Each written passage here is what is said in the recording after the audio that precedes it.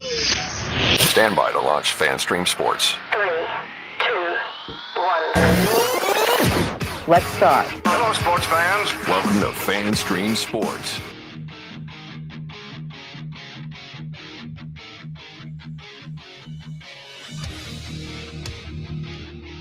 Hello, everybody. Welcome to another edition of From the Rough America. Hello, everybody. Let's try that again. Take two, bud. Hello, everybody. Let's get the volume up. Hello, everybody. Welcome into another edition of From the Rough, America's favorite golf podcast. God almighty, I need a board up is what I need over here. Something. Jeez, you go do another shot, Tim, before we start. Well, look, I didn't even do a shot, and look what happened. Well, I thought you were a responsible adult. Well, sorry. I thought you were an adult. Responsible and adult to you is two different things. I thought you were an adult that can handle. You've known me for like 5 years. Why or longer? Why would you ever think I was responsible for anything? Well, fact, we've known each other a lot longer than 5 years. You just That's what I tried said. it for Longer. Well, I think it's probably more like 8, but 3 of them are a blur. So that's probably about right. What, you think only 3 are a blur, or is that just for you? Well, maybe 3 are a blur, and then like 1 you didn't like me very much, like for the whole first year. No, it was just the first time, the first one time. Well, that sounds like a year. My first time is usually a year. When you're at in the restaurant celebrating our mutual friend's birthday, wife's birthday. It was his wife's birthday, and you're sitting across from me at the table of like 30 people, and you're wearing your sunglasses inside in the restaurant. It was a al fresco restaurant. That's and then one of those outside deals, right? No, we were inside. There wasn't outside, but we were inside. But then I'm sitting next to my sainted ex-wife and I'm like, all right, I'm gonna talk to this guy because I know he's one of Lance's buddies. And I put an olive branch across the table and I said, "Hey man, are you Johnny? Lance talks a lot about you. You literally."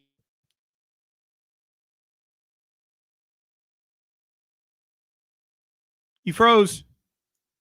See, that's what happens when you talk garbage. You froze up.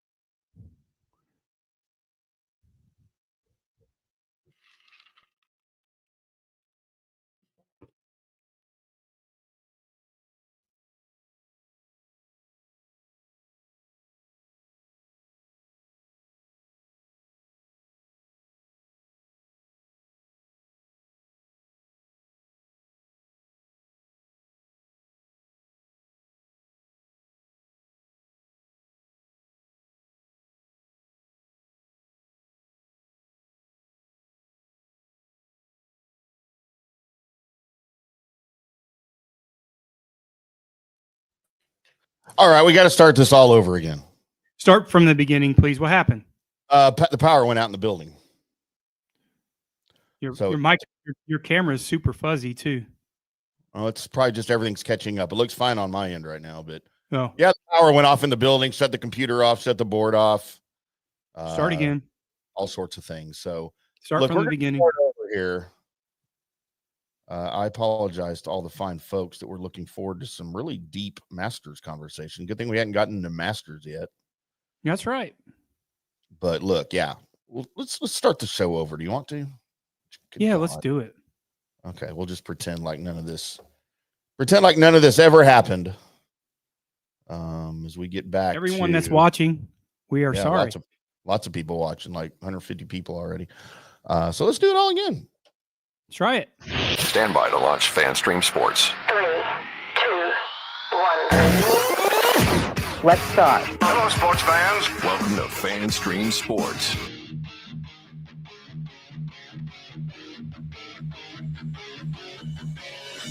Hello, everybody. Welcome into another edition, another edition of From the Rough right here on FanStream Sports. I'm still IndyCarTim. That's still PGA of America member Johnny Gerber as we fight through these technical difficulties for our 89th Masters preview.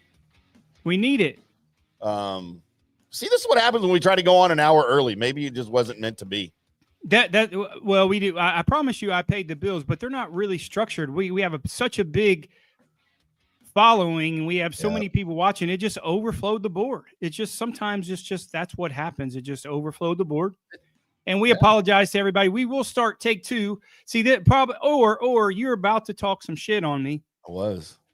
And that's Should why I continue with that? When we were talking, let's recap that. Yeah, because we'll just move on. We'll just move on. We were talking about the first time I ever met Johnny in Fort Worth, Texas, at a mutual friend's wife's birthday party, and we go and we're placed at this big long table.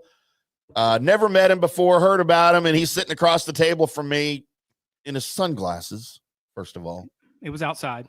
No, we were inside. It was not outside. And we're inside, and he's across the table from me. And I looked at Lauren and I said, "Hey, I think that's Lance's friend Johnny. I've never met him. I'm gonna say something to him." And I said, "Hey, are you Johnny? I'm Tim. You know, Lance talks a lot about you. It's good to finally meet you." You literally looked at me from across the table. You lowered your sunglasses down and you looked over your sunglasses at me and you said, "Look, son, I don't know who you are, but if you ever talk to me again, I will kill you." And you put your sunglasses back up and you went back to your beans and rice or whatever. I promise you that didn't happen because that's not me at all, first off. Second off, don't listen. This is Masters preview. That is bull. You know that's bull. You're like, "Hey, man, you know, I heard a lot about you. You're just the coolest dude in the world. I really like those sunglasses. I want to be just like you. Let's do some business together. Let's start a show." Yeah, that happened somewhere in the middle, right? Somewhere in the middle. I didn't like those sunglasses either, by the way. It was not everything else though was right. Everything else was right. Yeah. No, but that was the first time we met, and then you got involved with our stupid drunk show, and we did some golf shows, and here we are. From the rough. We are 40 shows later, millions and millions of followers, and way more than that. Yeah. Probably 100 shows in by now. Yeah, well, in terms of different shows, right? Different shows. We've been very lucky from FanStream Sports, developing FanStream Sports, developing studios around the country. So it's been a great 5 years so far, and hopefully we'll continue to build on the greatness that we're doing. And we appreciate everyone out there, all the fans, all the listeners. We want to make this a great master show. So please, Tim, give them the text line. We want to see your thoughts on the Masters. Please text in. Please give us some Masters picks. We'd love to hear Masters picks. And I'll tell you where you're wrong after we kind of get into ours. And Tim's got some Masters picks. They're not going to be correct, as they never are. I didn't do picks this week. Oh, no, we have to come up with I didn't want to do a disservice. No, special 2-hour show. Well, every week is a disservice, so it doesn't really make that much difference. Yeah, I don't care about the other tournaments, though. A great 2-hour show for you guys for Masters preview. Great week. Are you one of those guys? I mean, I know you're a golf guy, but not like a pro, not like a PGA guy. I've been around this all my life. And are you one of those guys that doesn't sleep before the Masters? Like where you'll get up and you'll just be restless and you'll wake up in the morning and hopefully try to find the coverage on the Golf Channel and things like that. Yeah. So I printed off yesterday. Or it may have been early this morning, all the tee times. Printed off at Central, and it's like 6:40 a.m., I think, 6:20 a.m., I can't remember what it is. And I've got it posted there next to my TV in my bedroom at home. For the last 3 days, I have 2 TVs in my bedroom, and one of them has been constantly devoted to Golf Channel live from the Masters, because that's what they do this week. Yeah. And I've been watching today. It was all the par 3, and good God, man. How great is that whole par 3 thing? Like, it's so much fun to watch because it's all about family. The guys are out there with their wives and their kids, and they're all dressed up in the white caddy jumpsuits. And it's like the coolest image to watch on TV, right? And then who was it? We had Keegan Bradley make a hole-in-one. We saw Tom Hoge hit a hole-in-one. And then they turn around and their kids are all jumping up and down and everything. it's one of the coolest things to watch on TV, and one of the coolest things that they do at the Masters ahead of the Thursday, first round. And, even going back now I talked about this on Monday quite a bit. I watched the women's amateur when it was on, and it was an event. I love it. It's the 5th year they've done that. And I'm glued to the TV every year that is on. And then Johnny, we haven't talked about this. I even got into the, the drive, chip and putt championship. It's great. And I'm talking drama with these kids. Like I was watching the finals. I talked about this a little bit on the Monday recap last week, if you guys got a chance to tune into that. But in the girls, I think 7-9 putting final, the championship, you had these two girls, and what they do is they'll do a 30-foot putt and they do a 15-foot putt. And then they take the total of the distance of the two putts, the least amount wins, right? So both girls made the 30-foot putt. Yeah. Yeah. They get up on the 15-foot putt.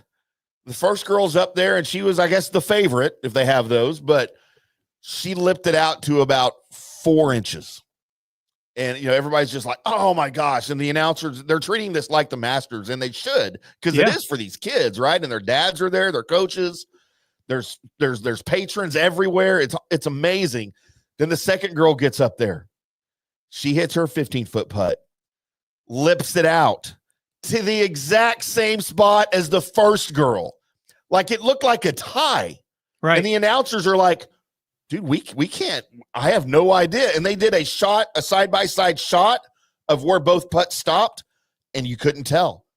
So they had to wait. Like, I guess they do a digital measurement, and the first girl ended up winning by less than half of an inch based on their digital measurements. And you're supposed to give them both that, right? I mean, at that point, I mean, I'm not a big call them co-champions.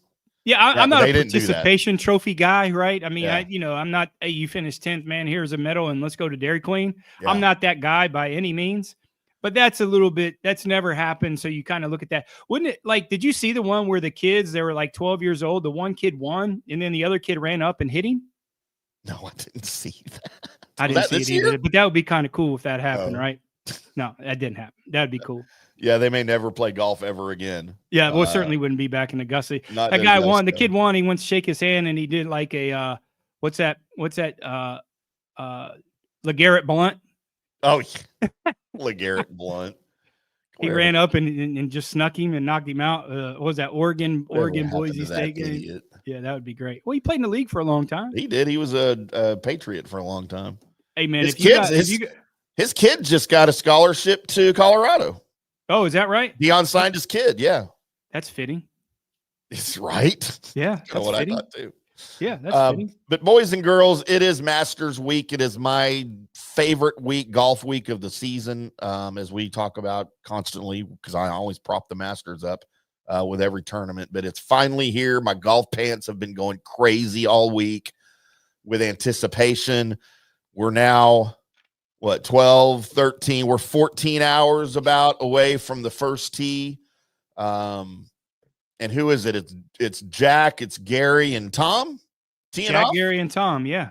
For the first tee to get it going, the ceremonial starters. And we also have a final Masters for Bernhard Langer, who called it quits, or who will call it quits at the age of 67. And we talked about him a little bit on the JP Peterson show. Or no, it was me and JP and Bob Herrig came on, and we talked about Bernhard a little bit, about how still competitive he still is over on the Champions Tour at the age of 67. How a lot of these guys, they start to fade away after 55 or 58 because of the younger kids at 50, right, coming on and qualifying for placement there. But how long he just won this year still. So, I mean, he's still clearly competitive, and I'm sure he'll still continue that. He's just not going to play in the Masters anymore, which he's one of my favorites, man. Yeah, he just can't hit it. He can't hit it far enough, right? I mean, that's the only thing with him. But the Champions Tour playing 6,800-yard golf courses, he can certainly compete. But it just goes to show the guy has kept himself. He's always been a guy that's always fit,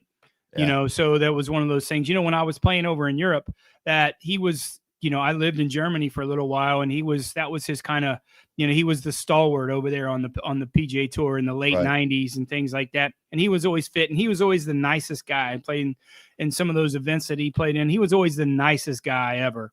So, but that just is a testitude of, the guy just loves he had his three things that he loved in life. He has his faith, he has his family, and he has his golf, right? So, and his fitness is part of that whole deal. And that's, he had always carried himself well. I mean, he was the second European to ever win the Masters next to Seve.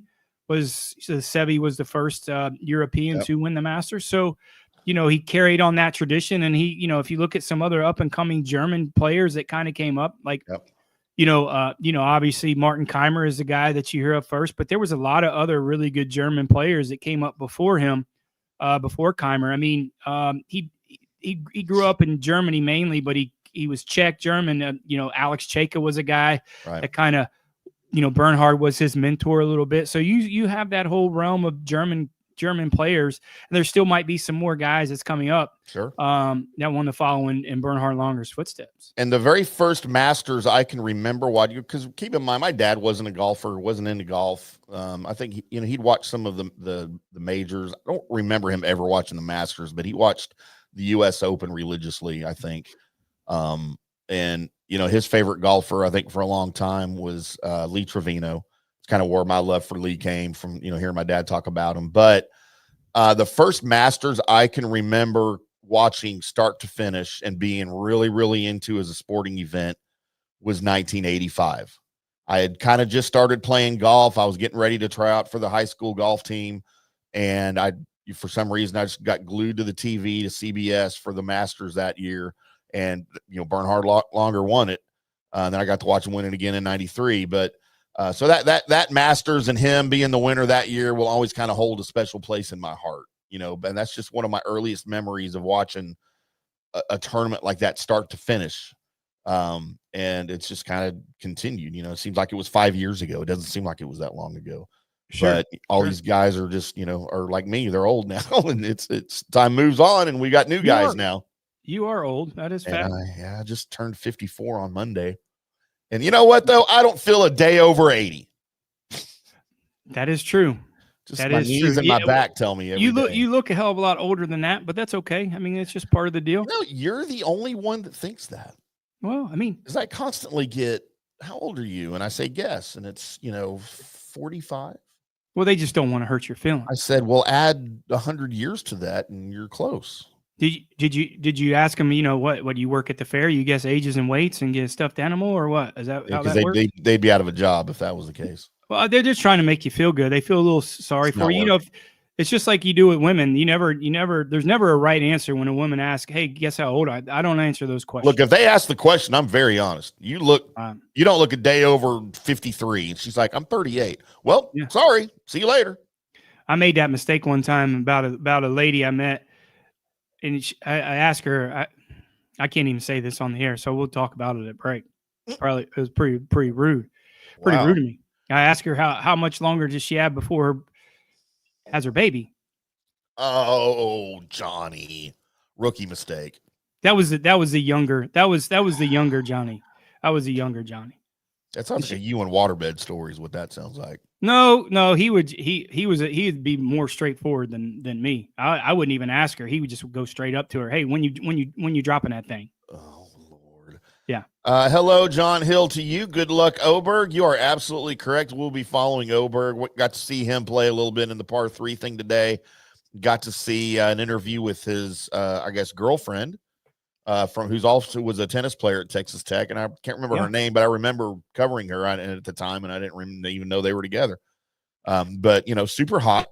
Yeah. So Oberg might have to be on my list alongside Davis Thompson. Yeah. Thanks for jumping on, John. Yeah, that's a really good pick. I just don't like the form he's coming into. I mean, obviously, second Masters, he's going to have some experience. I like the way he talked in his press conference. Yeah. I just don't like the form he was coming up last year. Sometimes going to Augusta, there's a reason why that's only been really one time, first time. And last year he had a chance finishing second. We'll see. We'll see. I certainly like his game, and I certainly he'll have an opportunity maybe down the road to win. The Augusta fits him for sure. I just don't know if this is the year. But John, thanks for the comment. John had a winner a few weeks ago, so he's a Yeah. loyal fan of the show. Always jumps in. So again, if you guys, any other guys want to jump in, have some questions, we do have some guests on tonight. We have some great guests. We have PGA of America member and general manager at the retreat, Chris Kohler, jumping on at 4:45, and we have the golf professional at the Ohio State University, PGA member Rob Robinson will be jumping on about 5:30. They're going to talk about the little Masters highlights or some Masters memories that they have, maybe give us a few picks, and it's going to be one of those shows we're going to get to where we love to have all your guys' comments and jump on and talk about maybe some of your memories of the Masters and some of your wrong picks for the Masters, because all mine are right. If I give Rob a kind of under my breath, barely audible "Go Blue," think he'd be okay with that? Yeah, he went to Mississippi State. He didn't go to Ohio State. He just works at the golf course. He works there, though. I mean, you got to have a little loyalty.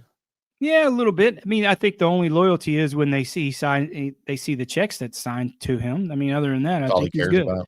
Yeah, I don't think he's a big Duke fan. His dad played sports at Duke, so he might be a little hurt. That's why I gave him a couple extra days after the national championship. Right. Maybe we'll talk to him a little bit about Neil Shipley as he embarks on his pro career here. Yeah, he's got some great Neil stories.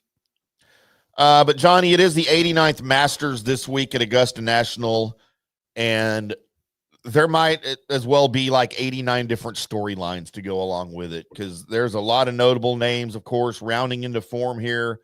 The 2025 PGA Tour season now enters its first major with names of numerous golfers peaking at the precise right time, just as the azaleas are starting to bloom. Those are azaleas. I got to plant some azaleas in my backyard just as a tribute, right? And then I'll go hack them with my gap wedge. Just pretend like I'm at Augusta. Were you like Caddyshack? Like going out there and Carl Spankler? Yeah, me and Carl Spankler. You guys look alike. What are you talking about? Something like that. I need a bucket hats when I need. You can do that. One of the biggest names is Rory McIlroy as he rolls into Georgia with a huge amount of momentum at his back and the weight of a mountain on his shoulders. He is still seeking to become the sixth player to complete the career Grand Slam. His march to Augusta across the first 3 months of the season has been just about perfect, only turning up the volume on the discussion of can he win finally his career Grand Slam. He's hardly the only golfer, though, that's being talked about because, of course, world number one. How he's still world number one is beyond me, but that's a segment for another day. As our buddy Scotty Scheffler has a chance to join rare company by winning a third green jacket in 4 years. World number 3, Xander Schauffele, could join perhaps the rarest company imaginable. Brooks Koepka, Bryson DeChambeau, John Rahm, all of those live golf idiots have a shot to win. Well, I wouldn't say John Rahm's got a shot to win, but I don't know what's happened to his game. He might not remember what it's like to play 4 rounds of golf. I don't think. I think the other two, Koepka and DeChambeau, probably will be fine.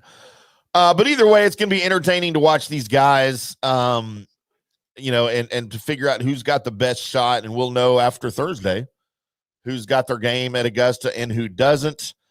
But there are 9 most captivating storylines entering the 89th Masters to kick off the tournament at just the most absolute perfect golf course in the history of the world at Augusta National.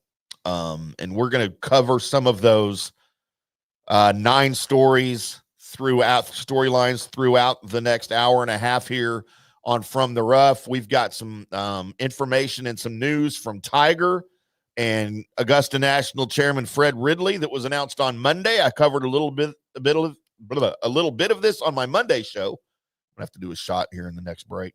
Please do. That we talked about and said that we would probably cover a little bit of it on Monday or on Wednesday. I wanted Johnny's thoughts on some of this. So we're going to talk a little bit about that big announcement between Augusta, Fred Ridley, Tiger, and his TGR design firm, and how that's going to affect Augusta National. And then all of those storylines are guests that Johnny mentioned. Of course, the general manager at the Retreat Golf Club in Cleburne, Texas, Chris Kohler, will join us here shortly. And Rob Robinson, PGA member and golf professional at the Ohio State University Golf Club in Columbus, Ohio, will join us a little bit later in the show, all to talk about the 89th Masters, which is now just 14 or so hours away from us. We'll come back, talk about all of that and more right here on FanStream Sports. I'm IndyCarTim. That's Johnny. We'll be back. Hello, sports fans. FanStream Sports. Today's show is brought to you by Tom's Town, a premier craft distillery based in Kansas City, Missouri. Discover their award-winning lineup, including double oaked bourbon, botanical gin, and double grain vodka. Named the best craft vodka by the readers of USA Today. Available for online delivery in 40 states. Visit toms-town.com or their Kansas City distillery to explore more. Elevate your game with Tom's Town, where history meets innovation. Please enjoy responsibly. All right, guys, time to talk a little bit about Turf Life. You've seen the hats on our heads. You've been or seen the video of the studio. You've seen that the decals are all over the place. Turf Life. Man, it's the brand that salutes the consumer and industry players everywhere whose lives involve turf. What does that mean? That means if you play or have a business or, maybe you're a sports educator, you're going to be on turf at some point. So you live the turf life. So go ahead and tell everybody you live the turf life by having your Turf Life window decal or, the hat or the keychain or the something. Along that lines, just go to turflifeclub.com and become a turf head. That's what it's called when you live the turf life. You're now a turf head. And you can go join the club today, snag that window decal, or snag any other special Turf Life accessories and go over there to that website, which is turflifeclub.com, and get your stuff and show everybody that, man, I'm all about that turf life. And then you just kind of raise your coffee mug at them and go, yeah, turf life, baby. That's what it's about. And then that's the end of the commercial. Ding. That means it's done in microwave talk. Hi, golfers. IndyCarTim here. I want to talk to you a little bit about Golf Central Magazine. It's not just a golf magazine. It's the magazine for everything. Turf, travel, philanthropy, and lifestyle. Head over to golfcentralmag.com and check out the latest issue. Some of the regular features in Golf Central Magazine: the Golf Bachelorette of the Month, the Golf Bachelor of the Month, the Golf Cart Girl of the Month, Golf History, Grip It and Sip It. So head over to golfcentralmag.com. It's free. It's the magazine for everything: turf, travel, philanthropy, and lifestyle. Golf Central Magazine at golfcentralmag.com. We'll see you there. For more than 3 decades, Bob's Steak and Chop House has remained an icon of DFW restaurants. Why? Well, maybe it's because of Bob. He's fanatical about cleanliness and friendliness, and his food, oh my Lord, his food. If you've been there, you know about it. If you haven't been there, you should know about it.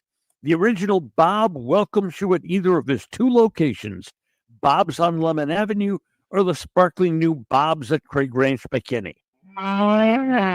Hey, listeners, make sure you check out the brand new FanStream Sports in-studio text line. You can reach us during any of our live shows or 24/7 at 214-937-0569. That's 214-937-0569. Text us 24/7 day or night, and we'll reply to you and make you part of the show. Orion Golf Management Solutions. Orion Management Solutions has tailored its service packages just like it tailors its approach to customers. Some owners need more supervision, while others need periodic assessment of their short-term and long-term strategies and programs. Orion can be called in to develop a business plan with the existing staff, or we can assist with the daily management of a facility or event. Either way, we make sure the client is satisfied and understands the direction the facility needs to go in order to achieve the owner's goals. Orion Management Solutions can help with owner assistance service solutions, daily course management, business plan development, monthly operations, or as-needed consulting services. Whatever your need, Orion Golf Management Solutions can help. Check out oriongolf.com. Coming back at you. Now, more FanStream Sports. Welcome back to From the Rough right here on FanStream Sports. I'm IndyCarTim. That is Johnny Gerber, or as I dubbed him last week this week on the Monday recap, John D. Gerberfeller. I don't know what that means. What does that mean? It means you have a lot of money. Okay, well, there you go. And you like oil. Okay. I guess. I don't know. Something. I just thought it was funny. At least one of those two are right. You like oil? Yeah. That must be what it is. It is the 89th Masters week, and it is a religious week for me, as all things halt other than the Masters and other than golf. All TVs are on golf. Here in Dallas, it's a big deal Wednesday night as Luka, the highly overrated Luka Doncic, makes his way back to Dallas to the AAC for the first time since being rightfully traded away to the Lakers. So that's a big story here in Dallas. And you know what? I don't even care. I hope he twists his ankle and is done for the year. You think the GM's going to go to the game? Nico will not be there. By the way, Nico was right. Something I'm starting on X, my trending hashtag. Well, I'm not, this show, listen, everyone knows is watch this show, the loyal followers, great, love it. This is just not a golf show. We can give dating advice. We talk about all sports. Tim will get divorce advice. So he's been there for. Yeah, I know how to divorce. He can tell you how to make babies because he's got 14 of them. Between him and Tony Finau, they got a football team. They got a football team between him and Tony Finau. So there you go. Steven Yeager. Get it, Steven Yeager. That being said, I'm not completely disagreeing with you on the Luka trade. One for me, one for you. Thank you. I don't do shots, but I didn't think they got enough for him. No, I didn't either. But I had no problem with him being traded. Yeah, no. And if you look at last night, what happened last night, everybody wants to complain and all that stuff. But listen, that double technical and got thrown out of the game. These things and all the antics that Luka does, and I like Luka as a player. Trust me, I do. I think he's. Prodigy's probably wrong. He will go down as one of the top 25 best players probably ever to play in the NBA. Sure. These are facts. But you build up all the antics that he does, the refs, the players, everybody. He wasn't well liked in Dallas by players. No. I mean, they'll tell you that. I mean, he was lazy. You could tell out of shape he was. I mean, I know players that will say that. They might not say it on camera, but they'll tell me these things. It builds up. You can't cry, complain all the time, yell at refs, do all this, be just a baby. Those things build up in terms of. They don't endear you to your teammates or the fan base at all. Well, not only that is with the referees, especially. You think that if that was the first time that ever happened to that one referee, you think he was going to get thrown out of the game? No, probably not. They're tired of him just like his teammates were. They just were. It just is, and he has built that up. So, like I said, do I think he's a fantastic player? Do I like watching him play, cry and complain all the time? No, he's not a good watch for me. Nobody likes that. So. Like I said, but again, and in terms of that trade, I just don't think that they got enough for him with the injury riddled, Anthony Davis. I just think the capital and the stock that they got back for him just didn't warrant it. And how it kind of went down, right? I mean, you're in trades with one person. There was no negotiation in terms of leveraging things with other teams, or maybe there was, and nobody just wanted him, right? And maybe that's one of the reasons Nico settled for what he got, because he didn't get any better offers, which I don't believe that. I do think it was botched. So sure. I do think the trade was botched, but I had no problem whatsoever with Luka leaving town. That does not hurt my feelings at all. And you know what? I've watched more Mavericks basketball since he left. But, I agree. It doesn't make Dallas a better team right now. It just doesn't. But were they going to pay him the Supermax anyways? I mean, that's a hard thing. No, they weren't. To pick. No. Yeah. So might as well get something for him as opposed to getting nothing for him when you can't sign him to a Supermax. B chimes in. Stu's burner here. Yes, B. We know we know that you're Stu's burner. Stu Sternberg is who we're talking about, Johnny. If you're not familiar with B from the JP Peterson show, but the question here is, B, who do you have to win the Masters? John Hill gave us his pick of Ludwig Oberg. Who does Stu's burner want to win the Masters, B? Keep us surprised there. And for all of you guys watching or listening live on the FanStream Sports mobile app right now, or listening later to the recorded podcast, you can interact with us too. 214-937-0569 is our studio text line. Use it 24/7. Save it in your phone. Just make sure you let us know who you are, where you're texting from, and what you want to talk about. So we would love to hear from you at all times on all of our shows here on FanStream Sports Dallas, FanStream Sports Tampa Bay, FanStream Sports Ohio, and coming soon, FanStream Sports Kansas City, as we become a national brand across the sports and pop culture world for FanStream Sports.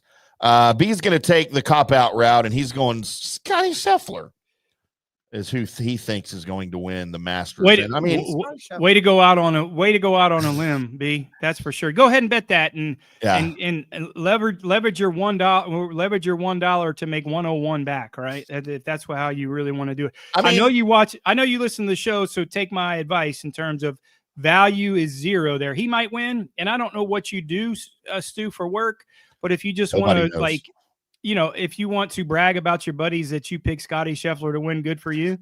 I mean, that's fine. I mean, that's right. That's right. On this show, I need to be Billy Horschel's burner. Very nice. Very, very nice. See, B, that's a better take, B. That is a better take than going out on a limb with Scottie Scheffler. Well done, buddy. Well done. That's amazing, sir. Well done. Oh, wait. By the way, B, JP just sent this message in for you. F you, F you, F you, and F you. Peace out. I'm going to go have a Guinness. Just kidding, B. We love you very much here on this show and on the JP show. That's right. A lot of storylines here, Johnny, as we await the arrival of one Chris Kohler. Thought we would get a little bit into this Tiger Woods situation. As Tiger, it was announced by the Chairman Fred Ridley on Monday that the club will partner with five-time Masters champion Tiger Woods for a couple of new ventures. Woods and his firm TGR Design will lead the design of a short course at Augusta Municipal Golf Course, often referred to as the Patch. So the new course is going to be called the Loop. It'll be the Loop at the Patch. And not only the new course, but he will also build a new TGR learning lab in Augusta through his foundation. The building will provide students from under-resourced communities with access to the latest in technology and education. So they're building a learning annex through TGR with his foundation, and then Tiger and his firm will take the lead in building that new course at the municipal course. So lots of big things happening for Tiger and the whole Augusta National organization. Johnny, your thoughts on as a PGA certified PGA instructor, this learning lab that they've designed and are going to build, and maybe some of the other ones that are around the country. This isn't the first one of these, right? Or is it? Yeah, there's many with the TGR. I mean, it's not the TGR. They're not learning labs for golf instruction. They're learning labs for education. Right. They're not. I mean, golf is certainly a little bit of a component of it, but they're not going into as players that want to play the PGA Tour again in golf business. This is strictly educational services that he creates for, ideally underprivileged kids. I mean, he had partnered up with the First Tee for a long time when they first started these TGR labs. So listen, I'm not sure he's probably 6 or 7 of them around the country. He's developed these things and had a lot of scholarships to kids that potentially couldn't have scholarships. So the things that he has done to further people's lives that maybe didn't have those opportunities certainly is something that he deserves, whatever accolades that he gets. That's part of the Tigers, after golf that he really wants to do. When it comes to the TGR design, the golf course wise, he redid the Hay out at Pebble Beach, which is a 9-hole cool little par 3. He redid that.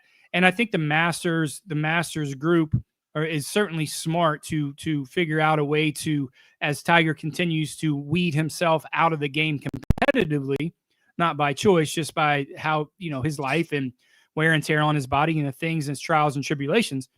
They've aligned himself with Tiger in terms of furthering the game, having a mark Tiger Woods on the par 3 that they're doing. And it's the kind of the same model using those grounds. I mean, with the exception, people only see Augusta as, a Augusta National, Right. Golf club, but the surrounding area is very poverty stricken. So you're looking at something right there that potentially could help kids, help further along these kids. And then you have the addition of a 9-hole par 3 that's going to be renovated. That's going to maybe allow some of these kids that couldn't afford, again, of the first tee model, couldn't afford these kids to go play golf. They can get it with an opportunity for a 9-hole par 3 and get them exposed to the game, along with the TGR academies and the learning centers, education centers that he has for future life for these kids. So smart on both parts. I don't know what most people don't know, that, the Augusta National Group is the number one powerful group in golf. Yeah.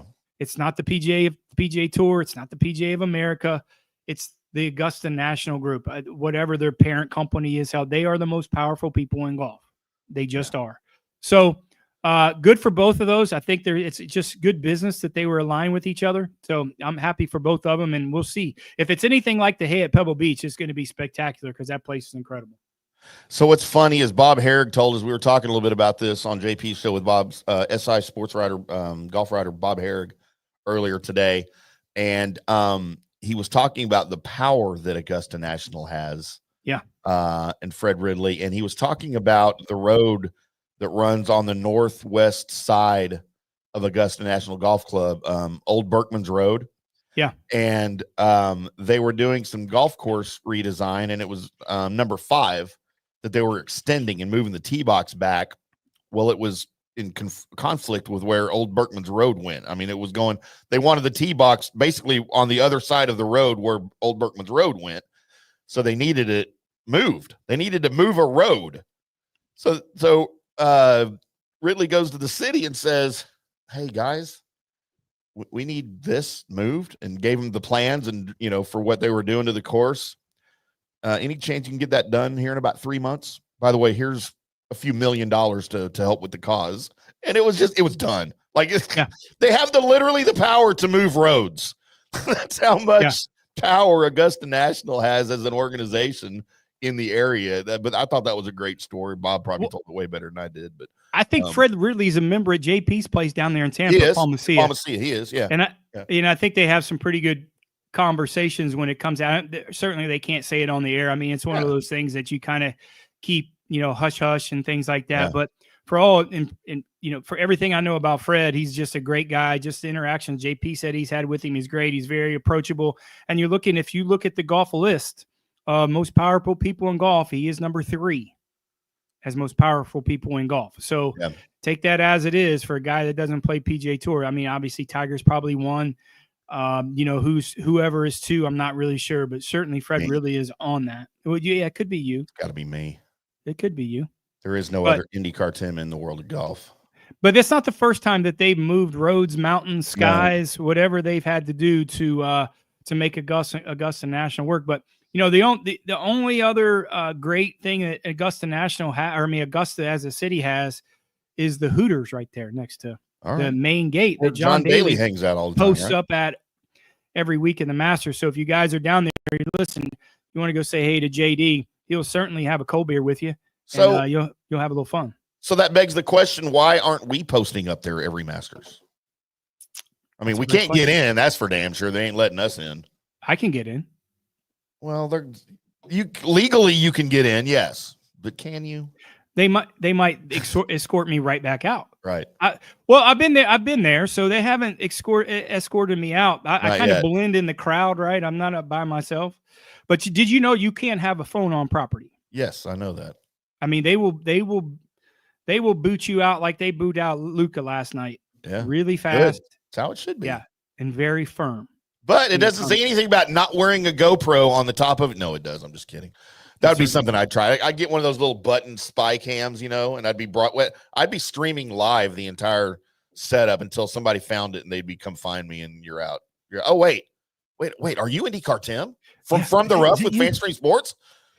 Dude, you want us to come sit in Butler Cabin and watch the winners ceremony on Sunday? That'd be great. We'd love to have you. Would you do the interview with the winner instead of Jim Nance? That'd be great. Screw Jim. Jim's out. Yeah.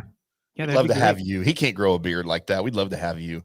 I tell you, they probably don't want me, but when Jim Nance retires, one guy One guy that they probably will look at to take over Jim Nance's duties, Johnny, is one Chris Kohler. As Chris Kohler joins the show here with us on From the Roof. Chris, how are you today? I am fantastic, gentlemen. How are y'all? Doing wonderful. This is Chris Kohler, of course, PGA member, general manager of the Retreat Golf Club in Cleburne, Texas. And you guys were prepping for the Masters with some fun out at the retreat today. What can you tell us about all of the debauchery that happened today? Well, the debauchery hasn't quite started yet. We did start a nice par 3 contest in honor of the Wednesday Masters par 3 contest. So our Superintendent Nate Atkins out here does a phenomenal job, and he converted the front 9. We only had enough players, which is fine because we're a little bit more on the quiet side out here, which is the way we like it. Well, I haven't been there. And so we had players to fill up the front 9, so he kind of converted golf shots that typically the members don't ever have the chance to play as a par 3. And so, like, for instance, they're going to be playing for the 9th hole, they're going to be playing from 1 tee box to 9 green. So if you've been out here, if you've ever had that shot, I'm not sure how you got there, but so they're going to have some fun with it today. And then we've got our Masters draft party tonight. So we run it just like an NFL draft. We draft numbers for how many people are there, pick them out of a hat, and that's our draft order. And we go one all the way down, and it's a lot of fun. So. Well, I'm going to tell you, I've had that shot, and I'm not going to tell you how I got there, but it wasn't very pretty. And that shot from 1 tee certainly is going to be very difficult because you have to hit over that. Luckily, the heather over there hasn't grown up yet. And, you have to hit over those bunkers, and it goes straight down to the arroyo. So that's a fun. Nate does a great job out there. But, yeah, I know you got some festivities out there for the Masters. Give me something. First off, we're going to get into your picks here in a little bit, Chris, but give me a little bit of one of your first Masters memories that you kind of, growing up. I know this is a big day. This is a big week in your whole family. I know the kids dress up, and I know mama dresses up, and it's just a big whole affair. Give me kind of your first Masters memory, and give me your kind of long-term and favorite Masters memory before we jump into your wrong picks, because I've only got the right picks. But give me a couple of those. Give me a couple of those that you've had. Than ice right now in my picks than ever. So I know this. Probably some of my favorite memories, if not my favorite, was growing up. It was always Super Bowl and Masters Sunday was always kind of a big party day at the Kohler household. My dad really thrived on it, liked to have friends and family over, and there'd be 40, 50 people. We'd bring in TVs, put them in the backyard and that kind of stuff. And I just remember kind of growing up, and that was always fun to kind of watch the back. There's no greater 3 hours in television than the back 9 on Sunday at Augusta. It's great. And I would say my favorite one, the one that really sticks out to me that I like when I still think about it, I get goosebumps. And y'all know I'm a Tiger fan, but when he finally won his 5th green jacket, when he hit the shot on 16 and dropped it in there and rolled down the slope and everything to about 2 feet and made the putt. And when the crowd just erupted, I still get goosebumps thinking about it. And the highlights were on Golf Channel the other day. And then I will say it was kind of a corny ending because he couldn't quite get down to the green in 2. Right. But he needed to make 5. I mean, that's all he did. He did it. He played smart. So, that's for me. And the main reason I remember is I was director of golf at Stonebriar, and I had my family over. I think it fell on maybe an Easter weekend that year. I can't, if I want to remember correctly, because we had Sunday brunch up at the club. Easter. And so we did a huge watch party, and I'm there with my entire family. I had my entire family at the club. And I remember when he actually made the final putt on 18, the entire clubhouse, I think, was so loud in eruption that the clubhouse shook. I mean, everybody was kind of pulling for him after everything he'd gone through. So, yeah. And that's a bit of it too. Just kind of everything he went to the battle back to kind of win that 5th one in 19. Certainly that was special. I know you've been down to the tournament itself. I know we talk about how people don't realize how hilly that place is. Man, you got to hit that treadmill a little bit before you go out there and try to walk that damn golf course, because it is. Tim, you couldn't do it. Trust me, you can't. You couldn't. Oh no, I can't walk down the stairs here at the studio. you got to take the studio, you got to take the elevator one floor up just at the studio there in Dallas. So, I know that's something that, but, comparative to, people don't also realize how undulating those greens are. Give me an insight. So if you had let's just say you had a scratch player at your club, you've been in this golf business all your life. You're extremely good at what you did. I revere you as one of the best golf professionals in the country. If you had a scratch player that would go out to play Augusta National, what do you think that they would shoot? That's a great question. I guess it really depends on where the strength of that scratch player's game is. To kind of, I'm going to get to my answer, but if it's a ball striker's golf course, I'm sorry, if it's a ball striker where, all right, like for instance, we talk names all the time, John, right? So Corey Connors, more known for ball striking than putting and short game, correct? Right. So I believe you got to be a magician with clubs that end in wedge and putter and wedge, and to really be successful the first time you see the golf course, the first time you do. So if there's a strong short game person out there, I think they can come in under 80. If they're not a strong short game person, it's more about distance and ball striking for them. I think it's over 80 for them out there. I honestly do. Wow. I think it's way more than that. They do these tests all the time. The only thing that would help, they have that test with the U.S. Open. They take they draw a guy out of the hat that's a scratch player, 1 or 2, and they take him to the U.S. Open the day after the U.S. Open, and they want to compare. And they've done this for 20 years. There's been one person the day after the U.S. Open that's supposed to be a scratch player that's broke 100 the day after the U.S. Open. Now, that being said, Augusta's a little bit different because you don't have that penal rough. Right. So you're looking at something like that. But they also did it at Oakmont the last time they had it at Oakmont. And the guy, a scratch player that never played Oakmont before, 3-putted 11 of the 18 holes at Oakmont and had like 3 4-putts at Oakmont. How treacherous those greens are. And they're not, Augusta is very treacherous, but it's not, Oakmont's the most impossible greens in the world, especially where they would put those places. So that's always something for me. I always get a kick out of people coming and it's like, oh, I could break 80 at wherever at Augusta. I said, bro, you don't break 80 at your home club. What do you think you can go out there and break 80 for? So listen, that's not happening. Yeah. It just goes how unrealistic. And first off, they'd be so starstruck of the place anyways, that's 5 shots right at the bat. Well, that's where I get to my point, though. Is like, listen, inevitably the guy's going to top the first tee shot. Okay, then he hammers 3 wood, wedges it up there, and he's got his 5-footer for par. yeah, fair. How many mulligans are we talking? You get like 3 mulligans per hole, though, right? Mulligans, yeah. Just like the PGA Tour gets. I feel like a stronger short game at Augusta would actually set up for a more successful person to break 80 their first time, because it'll be able to save them getting through the nerves of the first few holes. And then, I feel like, do I think that, like, would I bet on them to break 80? No, but I think they would have a better shot to do it. Yeah, and one's the hardest driving hole probably on the golf course. It's just, first off, it's 470 yards, and you got to hit it over the crest of the hill. And most amateurs, especially, they're not going to get to the top of the hill anyways. Right. So that they're making five's par there for sure. It's a par 4, but if they make 5, that's a pretty good go. Okay. Tim, you shoot 140. So let's put this into perspective. And Chris, we're about to get your picks. So get ready. A question for both of you guys. Johnny, you and Kohler versus Lee Trevino right now and Jack Nicklaus right now today. At the retreat? At Augusta, as it's set up for the Masters, who would win? We'd whoop them because they can't walk the golf course. Well, they can ride. No, they can't. It's my rules. I let them ride. Y'all have to walk. No, they can't. I still think we're good just on the distance factor. Yeah. Okay, and that's why I picked them. Okay, what if I threw this out there?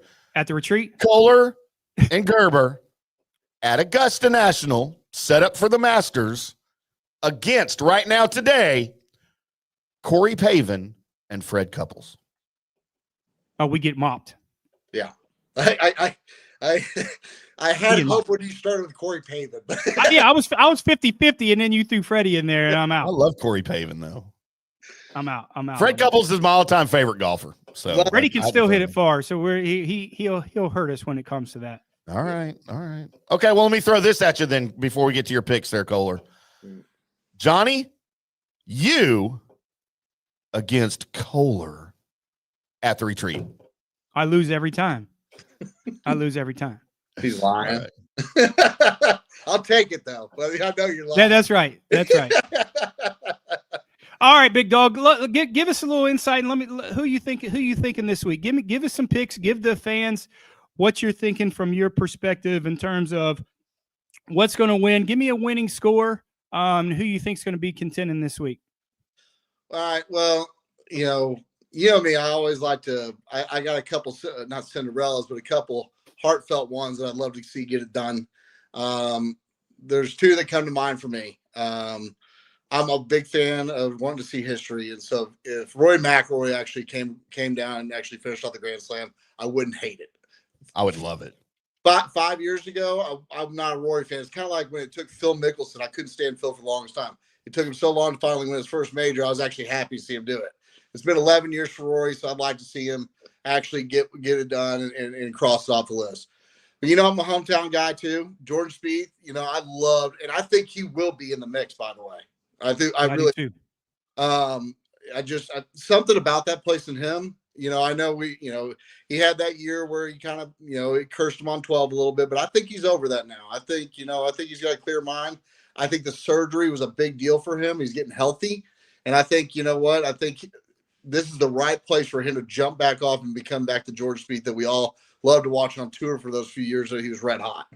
Yeah. It's just like you and Rio Mambo. It's just like you and Rio Mambo. It's just where you feel comfortable, right? You feel comfortable there. But the place is near and dear to me, baby. That's right. Give me a long shot. Give me a long shot that you like. Somebody that's a little under the radar that potentially can make a move or scare those guys up top that we may see for the first few days. Maybe not win the golf tournament, but somebody that maybe the general public doesn't know that they're going to know after this week. That doesn't know. I was going to say a long shot because I'm looking at my betting odds. Either long shot too. Give me a long shot too. Well, he's the 66th pick as far as odds go, and I think he's been coming on strong lately. I like Tom Hoagie. I think he did made a hole in one today on the par 3. He did, and if you watch his interview today, he was saying just all the right things, and I didn't realize he missed the Masters last year. Yeah, and he said, being back at this place makes me not want to take it for granted. I mean, it's go time. And, I really want to try to do something special. And he's been playing pretty good this year. I mean, yeah. So as far as anybody else, that if you're asking me for like a lot, like a really long shot, how about we'll go with my boy here on camera, his boy, Max Homa. That's about as long shot as it gets. He's either going to win. My current favorite golfer on tour, right? Yeah. He's either going to win or shoot 100. So we'll see what that happens. I don't think what's funny? Middle. He was on the broadcast today on the par 3. And the reason I love him and the reason I started loving him so much is we started following each other on social media on X. Yeah. And he's one of the most hilarious, self-deprecating golfers that I've ever followed or ever heard on TV. All he does is bash himself. And when he makes a bad shot or he has a bad day, dude, he will let you know about it on social media before anybody else can. Yeah. And he's such a real guy, and he's one of these guys, kind of like Tom Hoagie, that it's hard not to root for. Yeah. I love Maxie. Well, he's the guy. He's the guy's guy. He gets along. Yeah. He can make fun of himself and make fun of you, and they can all take it, which is always. Yeah. I will give you the person that I'm going to pick to actually win, though. All right. Which is not going to, I know is not going to be a favorite. I haven't looked at any of y'all's picks yet, but watch out for Brooks Koepka. Watch out for Brooks Koepka. Because I think you're getting ready to see him flip a switch. I agree. And so. I hope he flips the switch to off and just leaves and never comes back. Me and Kohler will do the show. You can step out on this one. Look, and I used to love Brooks Koepka, man. We're Srickson brothers. I love Brooksy. But he's got to. Excited, I think he's got to make better decisions. Contracts coming up with the other place, and I'm excited to see him get back to the tour so we can see him more on regular PGA next year. Yep. I think that's where he belongs. I understand why he made the move in the first place, because he wasn't healthy and didn't know if he was ever going to be healthy. Why wouldn't he take the money? Different reasons for than some of those other guys, for sure. Yeah, and so I've always been a fan of his and his mentality when it was game time. When it is the big boy moments. No nonsense, man. He is a no-nonsense guy. Well, it reminded me so much of there's only one Tiger, but it was about as close as it gets to someone that could always reach the moment when it needed to happen. Yeah. It was his hot streak. So that's how I am on the golf course, Kohler. We got to play together. You'll see my Tiger Woods, Brooks Koepka mentality. Well, I hear you're going to be down here May 5th. Maybe we'll play then. Let's do it. Okay. So. All right, brother. Well, I know you're busy at the retreat. Tell everybody I said there, hey there. Give everybody a hug for me. I will see you tomorrow. Thanks for popping on with us, brother. And let's have a great Masters and have a good night tonight at the retreat. Sounds good. Thanks. Tell the family hello from us. We'll do. Thank you, guys. All right, there he goes. Chris Kohler, general manager of the retreat in Cleveland, Texas, with his picks for you for the 89th Masters. Johnny, let's take another break. We will have Rob Robinson coming up shortly from the Ohio State University golf team and talk a little bit more about these storylines that we've got coming up. I am Tim. That's Johnny. We are from the rough right here on FanStream Sports. We'll be back after this.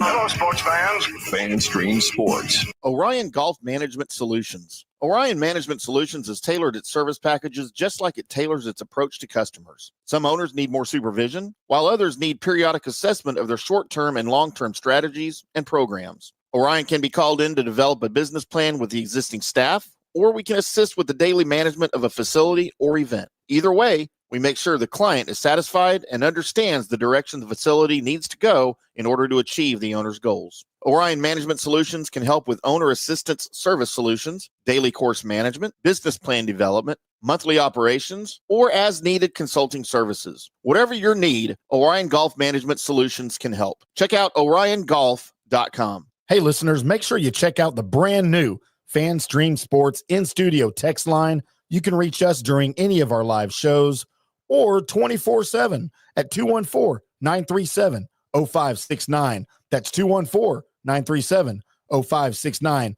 Text us 24/7 day or night, and we'll reply to you and make you part of the show. Today's show is brought to you by Tom's Town, a premier craft distillery based in Kansas City, Missouri. Discover their award-winning lineup, including double oaked bourbon, botanical gin, and double grain vodka, named the best craft vodka by the readers of USA Today. Available for online delivery in 40 states. Visit toms-town.com or their Kansas City distillery to explore more. Elevate your game with Tom's Town, where history meets innovation. Please enjoy responsibly. In 1993, Bob opened the original Bob's Steak and Chop House on Lemon Avenue. 32 years later, the original Bob still greets you at the original Bob's. And now his sparkling new Bob's at Craig Ranch has opened in McKinney. Same fantastic beef and fresh seafood at these two Bob's, each run by the Bob's Steak and Chop House. Hi, golfers. IndyCarTim here. I want to talk to you a little bit about Golf Central Magazine. It's not just a golf magazine. It's the magazine for everything: turf, travel, philanthropy, and lifestyle. Head over to golfcentralmag.com and check out the latest issue. Some of the regular features in Golf Central Magazine: the Golf Bachelorette of the Month, the Golf Bachelor of the Month, the Golf Cart Girl of the Month, Golf History, Grip It and Sip It. So head over to golfcentralmag.com. It's free. It's the magazine for everything: turf, travel, philanthropy, and lifestyle. Golf Central Magazine at golfcentralmag.com. We'll see you there. Hello, folks. Let's talk a little bit about turf life. What is turf life? It's pretty much, if your life involves turf in any way, shape, or form, you live the turf life. Go ahead and brand yourself with the turf life. Maybe a back window decal, maybe a hat. You know where you can get those kinds of things to showcase that your life revolves around sports and or anything that involves sports, if it's a sports business or sports education or just your enjoyment of the outdoors, head over to turflifeclub.com. Become a turf head. Join the club today. You can do that by going to that said website that I just told you to go to. You can snag your window decal like I was talking about, or any of your other Turf Life accessories. Show everybody that you live the turf life, and we'll see you there over there at that turflifeclub.com. Coming back at you. Now, more Fan Stream Sports. Welcome back to From the Rough right here on Fan Stream Sports. I'm IndyCarTim. That guy over there is Johnny the Gerbinator, PGA of America member, and PGA certified instructor, John Gerber. If you guys out there want some private personal instruction or some golf tips, go to you. Well, come to me with your life questions, your love life, your girlfriend, roommate questions, anything like that. You need me to negotiate a lease for you, I can do that. Oh, we bumped it up to roommate questions. To business and room. Yeah, I can do all that. I'm very experienced in that. What's that Especially if movie? they're of What's the that movie opposite with sex.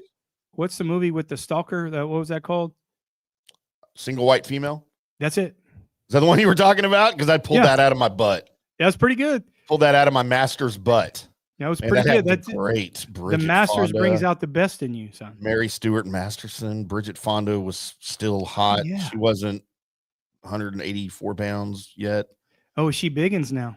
Oh, yeah. So, she retired from the business. And you know what, though? Good for her. She retired from the business 20 years ago or more, maybe probably 20 years ago, and really bowed out of public life, right?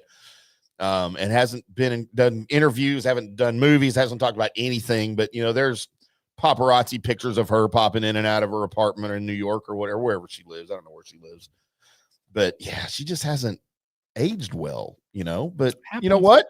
She's probably very, very happy out of the limelight and living her life and doing her thing. So good for you, Bridget Fonda. You will always be Pulp Fiction Bridget Fonda and single white female Bridget Fonda to me. That's all I care about. Yeah, she has some memorable movies, right? I mean, that you can only do that. Listen, here's the deal. She obviously, with her family lineage, she came from money. She didn't really worried about money. It was something she grew up in. Plus she her loved it mom's for a while, and lunatic. she kind of faded out of it, and she didn't have to do that for the rest of her life to continue to live her lifestyle. She had Ted Turner as a stepdad for a long time. That'll ruin anybody's life.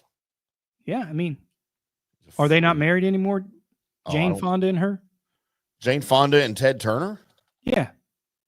Wasn't who she married to? Can't imagine they are. No, I think they're still married. No, dude, they were married from 91 to 01. Yeah, they're still married. No, they broke up in 01. Yeah, they're still married. Dude, she is 87. Holy mother of I bet God. she's still getting some bread. Remember Barbarella? No. You ever saw Barbarella? Was that Pam Anderson? No, that was Jane Fonda. Oh, that was Barbed Wire. That was Barbed Wire. By the way, did you know that's based on a comic book? Oh, is it? Yeah, Colby tells me about it all the time. She did nothing for me. Jane Fonda? Oh, her too, but Pam Anderson. Oh, I had a huge crush on Jane Fonda. I'm back sure in the you day. did. I still have a huge crush on Pam Anderson. I'd still to this day do some dirty things to Pam Anderson. She's 100 now, isn't she? Is she Jane? Isn't she 86? Jane Fonda's 87. So is Pam Anderson. What is she? Same? Pam Anderson's 57. She's like your age. She was on that show, what, Tim Watch? She was on Babe Watch. Yeah, Tim Watch. And then she was on Tool Time too. Was she real? Oh, was that her start? I think so, yeah. You know how she was discovered? She's Canadian, isn't she? She's Canadian. She's from Toronto. She was at a Toronto Blue Jays game. And she got put on the Jumbotron. And some dude from some whatever modeling talent agency was in the audience. And he saw her on the Jumbotron. And he immediately went to one of the ushers. He said, "What section was that y'all just showed?" And, I don't know how we ended up finding her. Signed her to a deal right there that night at the stupid Blue Jays game. It's funny how people can get discovered, right? That's kind of what happened to that. Who's that girl from Colombia that looks great, but I can't stand her talking? Sofia Vergara. That's it. Yeah, That's me it. too. I can't stand her when she talks. She's great, and just don't until she's talked. She had me at hell. She didn't have me at hello because she said a word and I was out.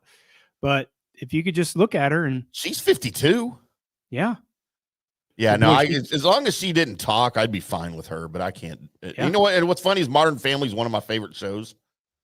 But dude, I I've just never seen can't. that. I just can't. I mean, that's where she got her start. I just can't. You know who listen she to her talk. discovered her? Your mom? No. Nancy didn't? No. She Oh. discovers a lot of things. She discovered me. She did. Tom Cruise.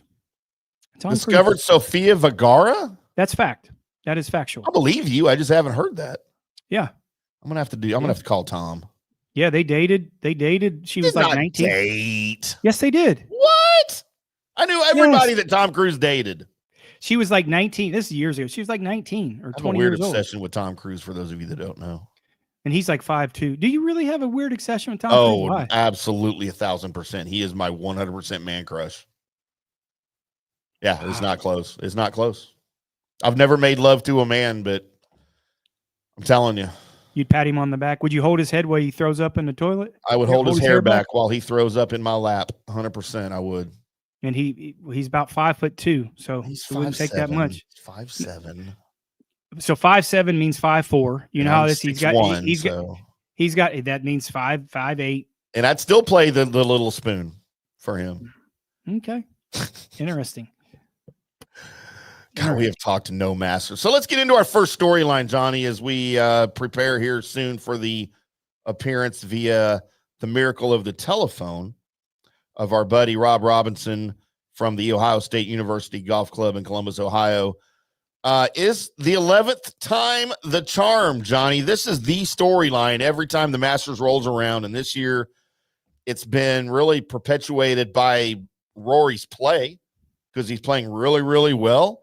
He's making his 11th attempt at completing the career Grand Slam and becoming the 6th golfer ever to raise all 4 trophies. It will also be his 39th attempt at winning his 5th major after capturing his last one at the 2014 PGA Championship. If he does accomplish this goal, it would mark the latest by far any player has achieved the feat. It'll only get more difficult with each passing year that he doesn't do it. Although he might be playing some of his best golf right now. So let's look at some of the guys that have done this here. Gene Sarazen, his 2nd attempt at the Masters. Ben Hogan, his 1st attempt at the Open. Gary Player, his 3rd attempt at the U.S. Open. Jack Nicklaus, his 4th attempt at the British Open. Tiger Woods, his 1st attempt at the British Open. Those are all guys in where they won their career Grand Slams. Yeah, I mean, you look at Rory, though. I mean, this is probably the best he's played going into the Masters, right? So that's a good sign for Rory. I just think, man, he has a lot of scars. I do. I mean, I just think this place has really put him in a position to where that he has if he can get over the demons that he has out there, you know, especially what was 10 years ago, 11 years ago, when he was about to do that and he shot 40 or 41 on that backside. And hit a drive off 10 that still can't find. I mean, that's probably still looking the for worst that ball. shot. It's 70 yards left on 10. I mean, 70 yards for a golf pro. So I just think that obviously Rory's a different person now back then. Do I think he's going to get the career Grand Slam? Yes. Do I think he's going to win at Augusta? Yes. Do I know when? No. Rory's got a lot of golf left in him. But like I said, dude, it gets harder every year he doesn't do it. Doesn't get easier. It does. I mean, you know, there's 3 things in life that's undefeated. You know, Father Time's one of them. Mm-hmm. So, you know, you're looking at the other. Well, yeah, well, you're not, you get defeated a lot. But that being said, yeah, the hat looks good on you though. How do you like that? Yeah, it's pretty good. But look, he's, we're talking about how well he's playing right now. He's won for the first time in April or before April for the first time in his career. He's won twice in April, but before the calendar rolls to April. So he's having a career year in the U.S. Well, yeah, that's what we're talking about. Well, he's won in Dubai going in first of the year. So yeah, nobody cares about that. I need to go get my charger here. You got me all fired up about Rory talking. My computer is going down. So let me go ahead and talk about Rory real quick. Yeah, go get your computer. I'm gonna pull you off the screen. Yep. is we're going to go all Timm all the time right here, as we always do. It's just like a Monday show on From the Rough. It's all Timm. What do you think about that? Is, Johnny doesn't have the foresight to plug his computer in before the show starts. And I can only think of one other time that has been the case in the FamStream Sports family of networks. And it was one day when our friend JP Peterson had to do a live show from, I believe it was the Valspar last year, and showed up at the Valspar with his laptop to do the show and didn't take his charger. So he had to do the show from his phone. That's the kind of company Johnny's in. I'm back. He's this kind of company Johnny's in with JP Peterson, who can't tell the difference between Memphis and Dallas, apparently. I'm back. Are you, though? I am back. There he is. See? Didn't take Johnny's long. Back. Johnny's front and Johnny's back. That's right. So, yeah, to me, that's the biggest storyline is Rory in his 11th attempt. Can he get it? For me, though, I think the second biggest storyline involves Jack Nicklaus, Tiger Woods, Nick Faldo, and Scottie Scheffler, possibly. Nicklaus, Woods, and Faldo, the list of green jacket holders who successfully defended their green jacket at the Masters. Scheffler is not only looking to join that elite group, he's seeking a third victory in 4 years. And you know what? He hasn't had a great year. He started the year hurt with his hand herpes that he shared with Jordan Spieth, those UT Longhorns, somehow rubbing their hand herpes on each other. I don't want to know how that happened, but it did, and that's fine. You'll never see Aggies doing that, by the way. They do worse.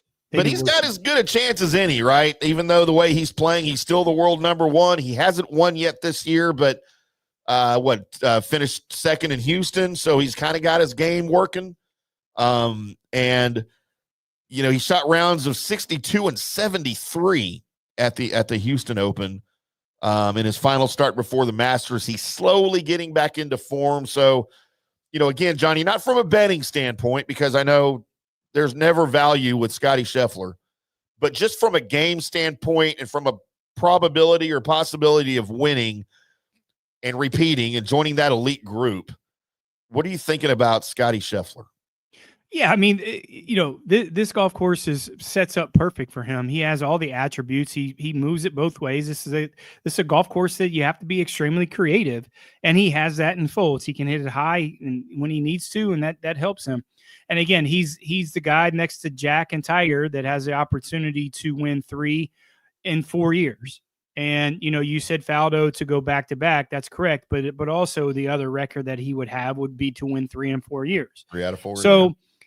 Yeah, I mean there's a reason why he's the favorite. I mean, going into it, I mean, the golf course sets up well. I think that I don't think he's played as well this year as he has in the past when he's won in the past, but that has to do with him being hurt and taking some time off, things of that nature.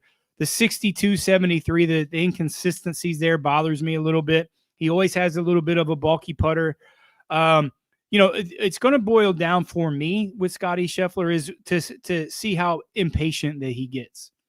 You look at a situation with Scottie Scheffler is, he can get a little bit down on himself or crying a little. He could be, let's just say this, he could be a little Luka. How about that? Oh yeah. I know. So we'll just see how it goes when it's not really going his way. And see how patient he gets. That tells me everything I need to know where Scottie Scheffler is. And let's look the whole talk about Rory and the Masters, Mickelson at the U.S. Open, Jordan Spieth at the PGA. Those career Grand Slam conversations get stale really quick because that's all anyone talks about. So I wanted to throw some other conversations into the mix there about the career Grand Slam. Brooks Koepka, Colin Morikawa, Xander Schauffele can all add a third leg of their career Grand Slams with a Masters victory. A win would mark Koepka's 6th major and make his trip to Royal Portrush later this summer even more anticipated. For Morikawa and Schauffele, a win would turn this summer's U.S. Open at Oakmont into a can't-miss affair because especially when you think about their U.S. Open records. So all three have come close to slipping on the green jacket on the final Sunday. But out of those three guys, I know you're high on the way Brooksy's playing right now. And yes, I can call him Brooksy because we're Srickson brothers.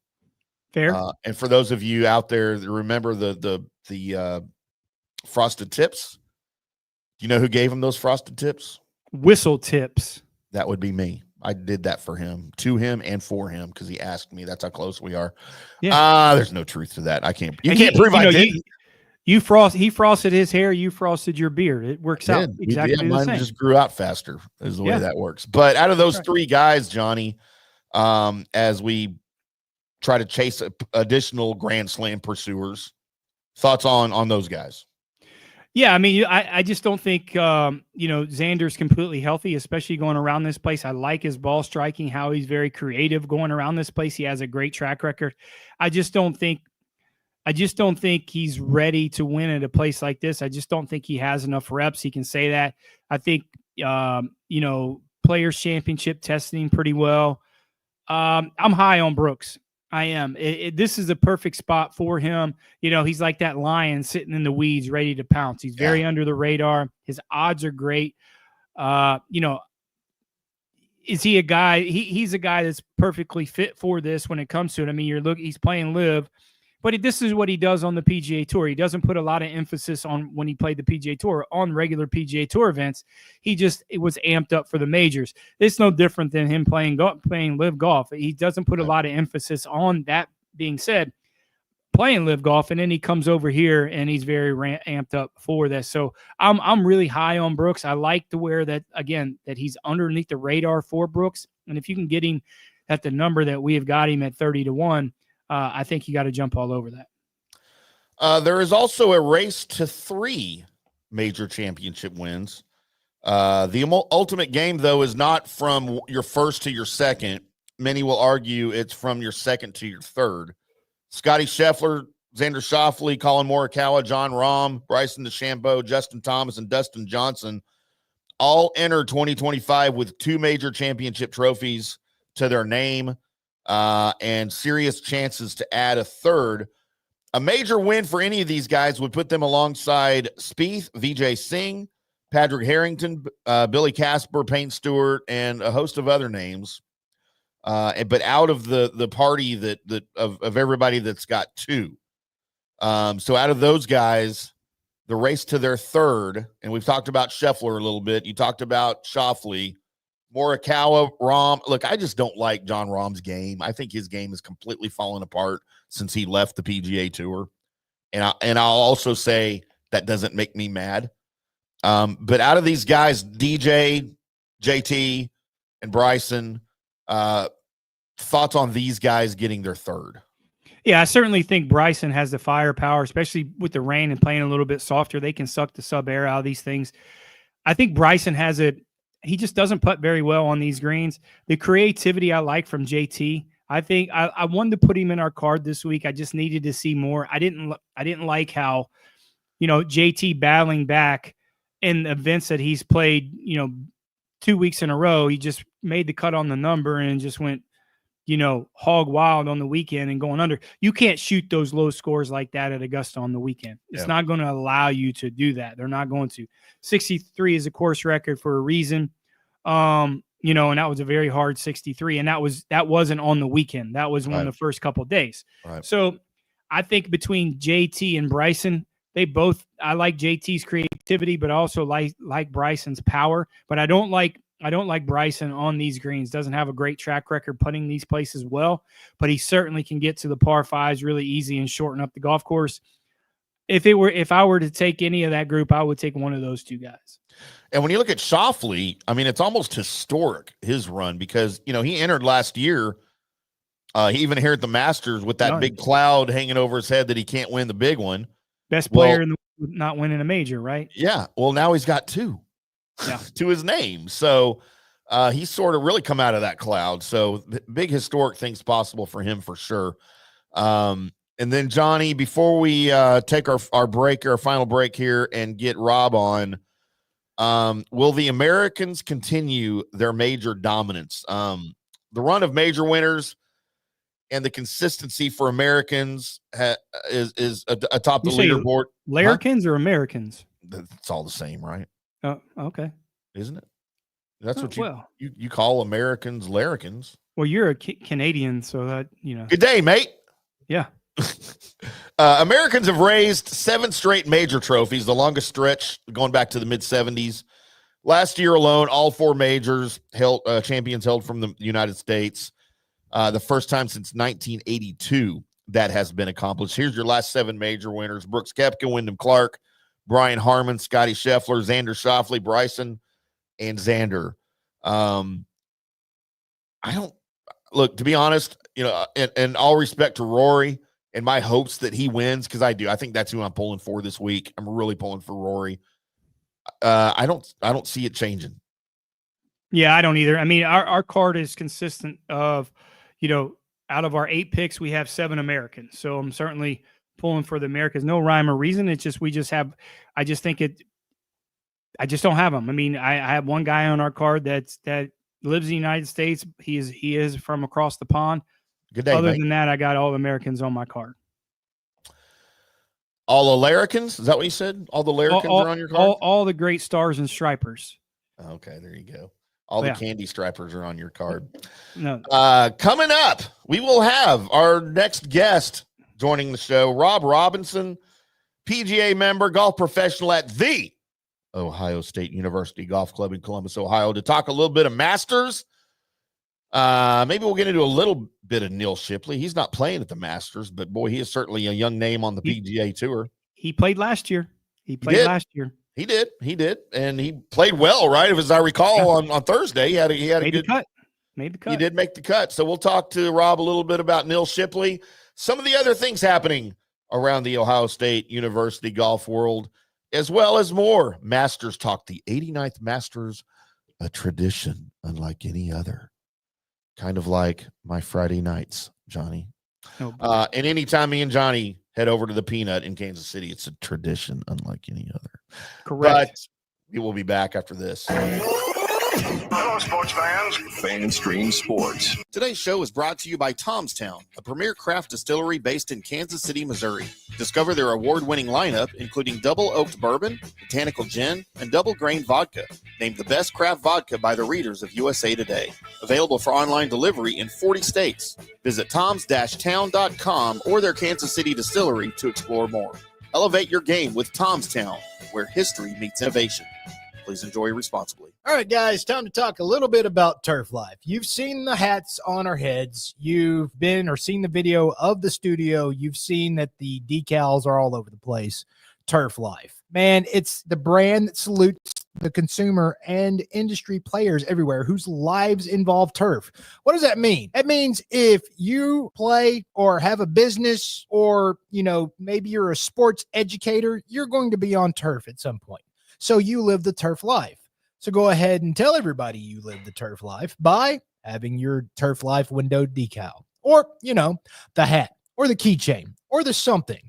Along that lines, just go to turflifeclub.com and become a turf head. That's what it's called when you live the turf life. You're now a turf head. And you can go join the club today, snag that window decal, or snag any other special Turf Life accessories, and go over there to that website, which is turflifeclub.com, and get your stuff and show everybody that, man, I'm all about that turf life. And then you just kind of raise your coffee mug at them and go, yeah, turf life, baby. That's what it's about. And then that's the end of the commercial. Ding. That means it's done in microwave talk. Hi, golfers. IndyCarTim here. I want to talk to you a little bit about Golf Central Magazine. It's not just a golf magazine. It's the magazine for everything: turf, travel, philanthropy, and lifestyle. Head over to golfcentralmag.com and check out the latest issue. Some of the regular features in Golf Central Magazine: the Golf Bachelorette of the Month, the Golf Bachelor of the Month, the Golf Cart Girl of the Month, Golf History, Grip It and Sip It. So head over to golfcentralmag.com. It's free. It's the magazine for everything: turf, travel, philanthropy, and lifestyle. Golf Central Magazine at golfcentralmag.com. We'll see you there. For more than 3 decades, Bob's Steak and Chop House has remained an icon at DFW restaurants. Why? Well, maybe it's because of Bob. He's fanatical about cleanliness and friendliness, and his food Oh, my Lord, his food. If you've been there, you know about it. If you haven't been there, you should know about it. The original Bob welcomes you at either of his 2 locations, Bob's on Lemon Avenue or the sparkling new Bob's at Craig Ranch, McKinney. Hey, listeners, make sure you check out the brand new FanStream Sports in-studio text line. You can reach us during any of our live shows or 24/7 at 214-937-0569. That's 214-937-0569. Text us 24/7 day or night, and we'll reply to you and make you part of the show. Orion Golf Management Solutions. Orion Management Solutions is tailored its service packages just like it tailors its approach to customers. Some owners need more supervision, while others need periodic assessment of their short-term and long-term strategies and programs. Orion can be called in to develop a business plan with the existing staff, or we can assist with the daily management of a facility or event. Either way, we make sure the client is satisfied and understands the direction the facility needs to go in order to achieve the owner's goals. Orion Management Solutions can help with owner assistance service solutions, daily course management, business plan development, monthly operations, or as needed consulting services. Whatever your need, Orion Golf Management Solutions can help. Check out oriongolf.com. Coming back at you. Now, more FanStream Sports. Welcome back to From the Rough right here on FanStream Sports. As we discuss the 89th Masters, Johnny, maybe possibly Your the age. very It's your age. the very last Masters that exists that I don't play in. What do you think of that? Say that one more time. The 89th Masters could be the very last Masters that I don't participate in, that I don't play in. Is there another Masters that I don't know about? I mean, could also be just, I'll never be there. But I'm trying to, I don't know. I'm trying to give it some drama. Okay, well, What if I qualify? What do I have to do to qualify for the Masters next year? Say it again. Because I just can't believe what's coming out of your mouth at this point. I just can't believe what you're talking about with this garbage. Yeah, Johnny, let's get to look, a for guy for those of you that need an insight into Johnny, and Rob's on the hold. He's about to come on with us. He will probably appreciate this because he knows you really, really well. For those of you that are also fans of the Colby Sapp and IndyCarTim show, we used to do, we still do. We haven't done one in a while. A Would You Rather segment where it's a two hypothetical situations, right? For instance, would you rather be born with a baby arm, where you have a baby arm for the rest of your life, or be born with an arm that grows into a full adult arm? However, instead of a hand, you have a lobster claw. And you have to pick one. And when Johnny would be on our show and we would go to him and go, hey, so would you rather, which one? Y'all know what Johnny would say? He's the most non-committal person I've ever met because he would say, pass. I don't remember. You can't pass on a hypothetical. Yeah, so this is just how Johnny is. He just passes. You got the non-committal part right, I guess. I know. I've been married more times than you've taken a piss, I think, in your life, probably. I don't know. I know you drink a lot of vodka. On our phone of lobster arm. On our phone, no, is lobster claw. Not the lobsters don't have arms. Claw. That's like saying chicken fingers. Chicken don't have fingers. On our phone now, Johnny, the one and the only, the great Rob Robinson, PGA member, golf professional at the Ohio State University Golf Club.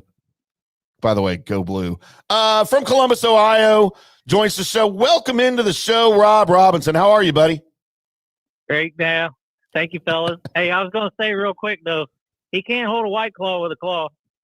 Oh, that's true. That is true. He would have his other arm, like his other hand, he could hold whatever. Maybe a better question is: would you have a baby arm? He's got bartender friends that pour his drinks for him. Right. That's why. That's a better question. Is tell him, Rob, would you have a baby arm or an arm that is Lobster just a claw. White Claw? It's just a full White Claw. Then I'd commit on that one, dude. Like it's never empty. It's just on the end of your hand, and it's never empty. Yeah, if it's never empty, I'm going White Claw arm. Do you think you get tired of whatever flavor it was, though? Yes. But you can't change the flavor. He would. He needs variety in his life. He does. That's right. Especially if she's Asian. Robbie, how are you, buddy? How's things up there in Columbus, Ohio? Hey, doing good. We're still, mid-spring shit weather, but everything's going good. We got the 2 collegiate events, the women and then the men next week. So, but everything's ramping up, going good. Yeah, I know you're busy, man. So thanks for popping on with us. I wanted you to jump on here and give a couple thoughts. First off, I wanted to ask you about your first. You've been in this golf business all your life. A good player. Play the tour for a long time. Competitive. I'd like to hear your first action and the first time you kind of fell in love with the Masters. And second off, I'd like to hear your most memorable Masters event. And you can't say Jack. I don't want to hear Jack, 86 Jack. I hear that shit all the time. I know that's the easiest. That's the easiest one to come up with because that was my senior year of high school, and I was sitting there and I was watching that. So that's pretty easy. There have been some pretty cool ones along the way. It's probably no shock to you that I was never a Greg Norman fan. So anytime like Faldo took him down or Larry Mize took him down, that was pretty good. The great Larry Mize. I love the Larry Mize reference. Yeah, Scott Hoke missing the 1-footer on that was a pretty good one back in the day.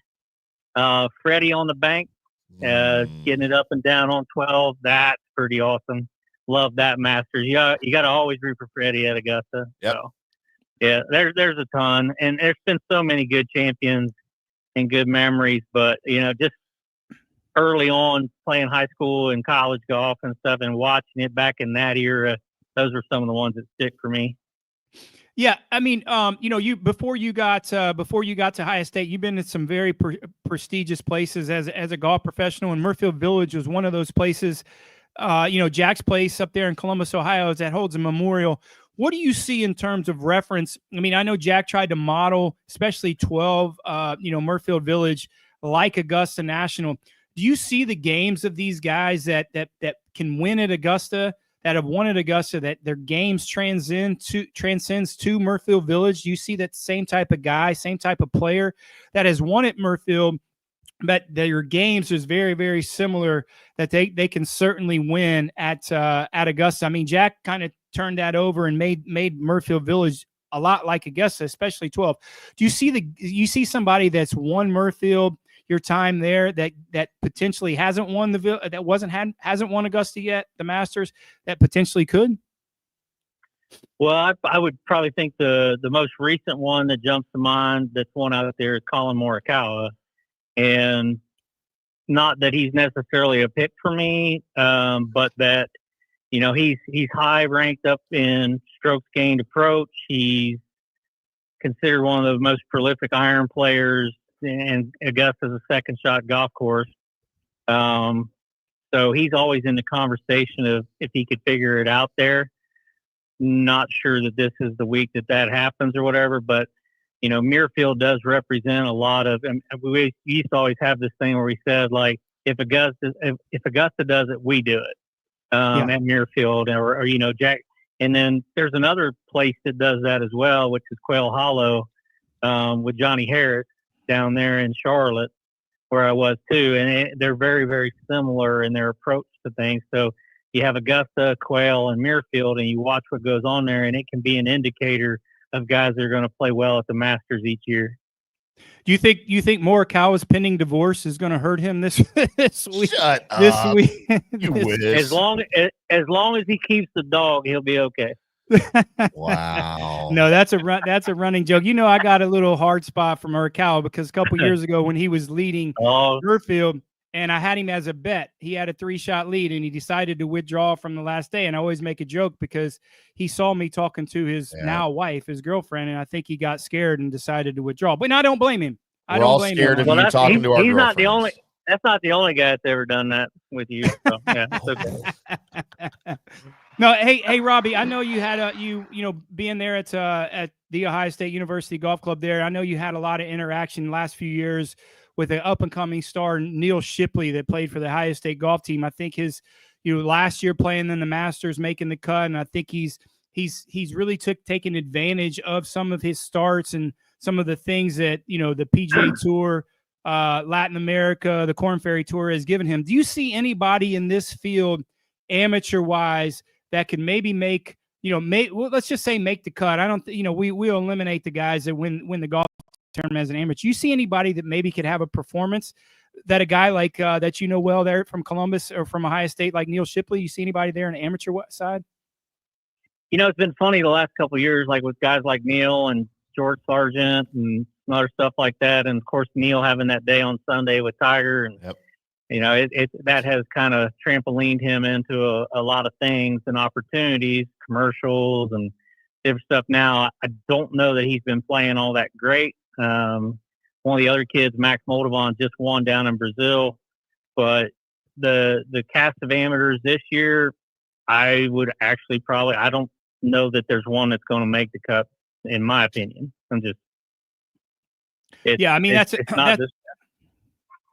That's a daunting task anyways for an amateur. I think first off, when you have to get over the wow factor and the awe factor of being out there first in terms of just the golf course, but still being around, you know, guys that you've seen on TV for a long time.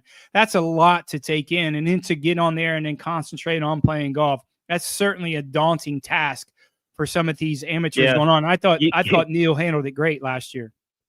Yeah, you walk out on the driving range on Wednesday or Thursday, and you look left and right, and you start to wake up to where you're at. It can, like you say, it can be a daunting task for sure. So that being said, Robbie, give me a couple guys that you like this week. Give me a long shot that you might, you know, maybe get in contention. Maybe we'll see a lot this weekend. Give me two winners that you like, and give me a guy that you might think that might ruffle the feathers, shall we say, and make him a little bit of run. Maybe not win, but a name that maybe a lot of people haven't heard of that's going to be that they're going to hear of after this weekend. Yeah, man, that's a lot of people in one question there, Johnny. I need three. You deal with people all the time. I only need three, Robbie. I need three. Give me a winner. Oh, how about this? I'll make it easy. Just give me two. Give me two, because I know where you're at right now. Well, so just give me two. I ain't gonna bog you. So give me a winner and give me a guy. I'm like you. I go down through these like checklists and historical data, and you know, who's finished in the top 30 or had a major or made a cut and strokes gained and stuff. So, and I did listen to you on the fan this morning. I agreed with a couple, and then had a couple of other ideas as well. Okay. Fight. You know, so in a lot of the things that I look at, I had like these 19 points where they check the box. That's a pretty good thing, right? And it could be anything from like strokes gained, made a cut prior year, scoring average, finishes this year, how far they hit it, par fives, all that stuff. Only guy who touched all 19 boxes is Rory. And it's really, like you said in your show, it's really easy to pick him, but you're not going to make any money there. But it's kind of like if he's, you know, the last few Masters champions had 2 or 3 wins leading up to the Masters. He has that. Can he get over that mental hump, get the Grand Slam, career Grand Slam? Maybe. I don't know. You go down a layer, you're sitting on Scottie and DeChambeau. Down the next layer, you're on Cantlay and Rahm. And then I like Schauffele, Henley, Straka, Lowry. You brought up Russell Henley today, and I think that's a great, like, under the radar kind of thing. Be really cool to see him. And if you're doing top 10 bets and that kind of stuff, he's definitely a pick for that. The one name I didn't hear come up, or two names, would be Straka and Lowry. I just think both those guys have been playing really well. They've been in the hunt in a lot of events, figuring different things out. So I look for them to play well. The other one who's back, I think he's healthy, and his putting stroke with the long putter doesn't look like Zorro in a fight or trying to sign his name anymore, is Zalatoris. That's a guy. And it's not that hard to go down that road for him to clip one off finally too. So yeah, my only thing with Straka, My only thing with Straka, he can't hit it far enough with the softer conditions, right? I think he's a superior ball striker. He sits on the bottom third in driving distance on the PGA Tour. That was a reason I didn't have him in our pods this week. And I really like Shane Lowry's creativity around the place. He can certainly hit it plenty far, but I just didn't like his finishes over some of the tournaments that he's had earlier in the year that he just didn't perform. The weekends, he just kind of blew up, and I didn't really like him. And maybe smaller events that the pressure didn't get to him, but he just couldn't close the deal when he had the opportunities. And it's going to be exacerbated this week if he has that opportunity. So if he couldn't close in those events, I really thought it'd be very difficult if he had an opportunity, even though he has played well there, to kind of close it out. I just didn't like his finishes at the beginning of the year. That's the only reason why I took those two guys out of the equation. Yeah. I'll be curious to see a little bit the weather forecast has changed a touch. Maybe they get it dried out now. We'll kind of see from there. But I like guys who have second shot game and great short games. And probably the only other one I didn't mention, who, if I was going to go like a way down the list as a dark horse, and we don't get to see much because you and I, I'm not a fan of Liv, but you got to keep an eye on him a little bit. But Cam Smith, I was watching his videos today doing work around. He was doing stuff out the range, short game wise, chipping, pitching, and stuff. And like, he's got that short game aspect that can carry you through. Well, you've seen a lot of winners out there who they just basically get it up and down every time they do miss. And he could be one of those guys. So you're saying my Brooks Koepka pick you didn't like because you didn't mention him at all?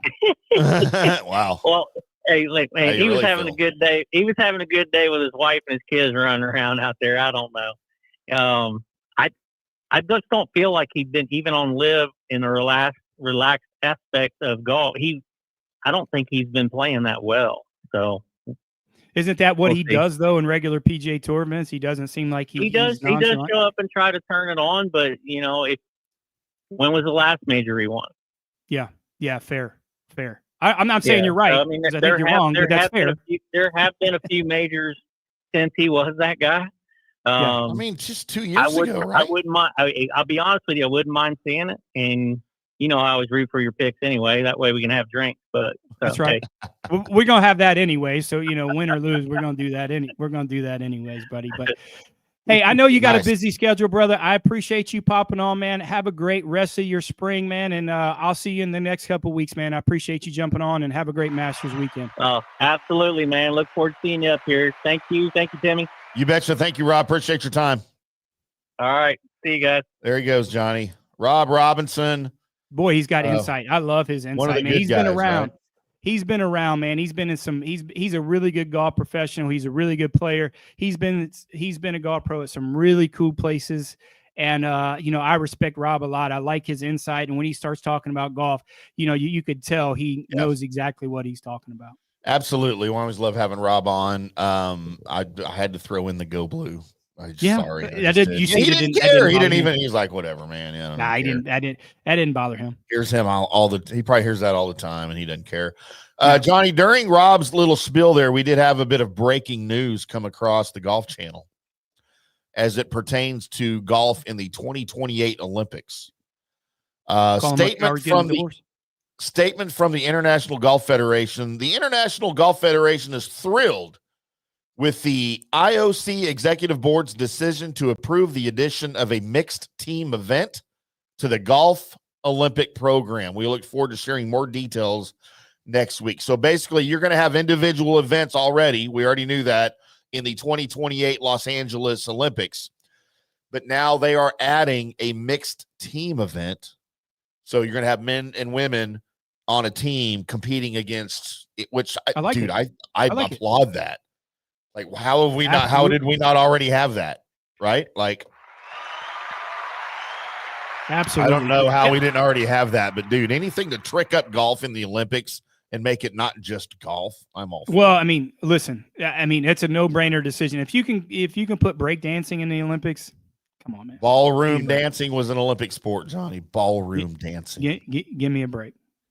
And I took ballroom dance lessons. Oh, okay? I thought you was going to say you took breakdancing. Oh, I didn't have to take breakdance lessons. I taught breakdance lessons. That was in the innate. 80s. Yeah, that was innate. From the mean streets of Little Elm, or I was in the colony, buddy. The mean streets of the colony. They were mean streets of the colony because at the time we were so far away from everybody else. We didn't border Plano or Louisville yet. We were by ourselves. We had to fight for ourselves and our breakdancing. You're like Malibu Most Wanted. B. Rad Gluckman, the rough streets of Malibu. At least I'm not Robbie Van Winkle, who claims to be from Miami when he grew up in Farmers Branch. Yeah. And for y'all don't know that is Vanilla Ice. That's I went to high Ice. school with him in Carrollton. I know who. Yeah, exactly.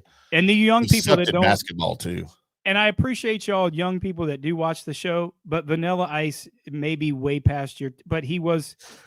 I mean, you could say rolling in my 5.0. No matter what you say, loving, hating, there's no one in the world that didn't love that song. And if you didn't love it, I still love it. If you didn't love it, you're a liar. You are 100%. I was never a fan of Robbie in high school, and when we played pickup ball at Roquan Park in Carrollton, because he just was bad. But when that song came out, dude, I loved that song. I didn't care that it was him. I thought it was great. And you know what? He's made a name for himself now in the TV renovation world. Yeah. Where he's doing stuff on Discover or whatever, Home and whatever it's called, network. Good for him. How many people like in that realm that was that? Yeah. I mean, you got to realize he's probably one of the top 3 or 4 most famous people in the world for a stretch. I mean, think about that. How many people have you seen through that? That's just you never see again. Now he's kind of pivoted and recreated himself, and he's actually really funny. By the way, we got to give a shout out to our buddy ET Eric Todd. If I could have driven it like Gerbs or Rob, I'd have gotten 2 green jackets. I'd have paid to watch you win a green jacket, but that's not his best line of the night. Is green jackets? That means you work at that's Bennigan's jacket. His best line. Bennigan's is no more. His best line of the day. And by the way, ET, how dare you, sir, bring my future ex-wife into this? I'm moving to Uruguay with Paige Sporonic -Ham to get dual citizenship and play in the 28 mixed games. First of all, sir, me and Paige, we already got a thing going, so you can't do that. But you're welcome to move to Uruguay. I'm sure you could be on Uruguay Fire, Uruguay Police, Uruguay. What's the other one that they do? The Uruguay Waste Management, Chicago Med. What is Uruguay it? Med. So, by the way, for all of you out there that don't know that ET is a world famous actor like we do, Eric Todd is frequently seen on Chicago Fire, Chicago Med, and what's the other one? Is it called Chicago PD? Anything Chicago. I'm sorry, ET. I don't watch those shows, but I know that you're on them, and I applaud you for it. You were supposed to be on with us today, by the way. That's on you. He bumped us for greener pastures. That's fine. He's probably got a date with Paige or something. He had to be on. He had to be on set. Idiot. He tried. He said he was going to text, and he sent me a text. He said, "I'll try to get on," but we got bumped. Can you believe that? No, I can believe it. Yeah, no one bumps us because he's Eric Todd. He bumps us because we're nobody. You know what? I can right now make a phone call. I could get Brooks Koepka on the phone. I could get Max Homa on. I could get John Daly on the phone. But you know what? I can't get ET on the phone. He's the only person that I trust that has 2 first names. That's it. Oh yeah, but does he drink? Oh yeah. Exactly. That's why you can trust him. That's Never right. trust someone who doesn't drink. One of my greatest friends in the world. We've been through some stuff we can't tell on the air. But don't ever bump us again, ET. Don't ever bump us. So by the way, those people that are out there and they post on Facebook or X or wherever, I'm 278 days sober. Do you know what I reply to all of those people, even if I don't know them? I'll drink to that. Yeah. Because I don't trust you. No. I'm sorry. I'm glad that you're happy with your life. But I don't trust you. But good for you. Johnny, it is time. It is time for the winning picks. It is time for everybody to make some money here on From the Rough on FanStream Sports, because it is Masters Week. It is the week everyone pays the most attention to. And you wanted me to make picks, Johnny, so I've got some picks for you that I've been trying to throw together here on the fly during the show as I board up, as I produce, as I do phones, as I drink. By the way, that's almost gone. All the ice is melted. After my 4 shots of Jaeger and my John Daly seltzer. But I'm ready for the Colby Sapp and IndyCarTim show at 7:00 Central. By the way, you guys make sure you tune in for Sounds that like on it. FanStream Sports. Hiccup. So let me give you some picks, Johnny. You want my winner? I will give you a winner. I want all 3 like you normally do. All 3 losers. All right. I will give you a winner, and I'll give you my top 10. I think it's the best I can do right now on the fly. Okay. Let me give you my top 10 first. He's a 2018 champion. He's rattled off 3 top 10 finishes in his last 4 starts worldwide. But he's on that live golf thing. Pitbull. You said Mr. Worldwide. Pitbull. It is. I don't know what that means. Those words that you just said. Oh, okay. Give me Patrick Reed, top 10. Even though he's a live guy. Doesn't bother me. I'll give him Patrick Reed, my top 10. He's improved from what I've read about my live golf brother off the tee this year. He had some issues early in the season. But, you know, they don't play real golf over there, so I'm always hesitant to pick a live golf guy. And, Johnny, you want my winner? Sure. It's a guy that you know him well because he's been on your card, not for here. How about, and he is a long shot, he is a 60-1 right now.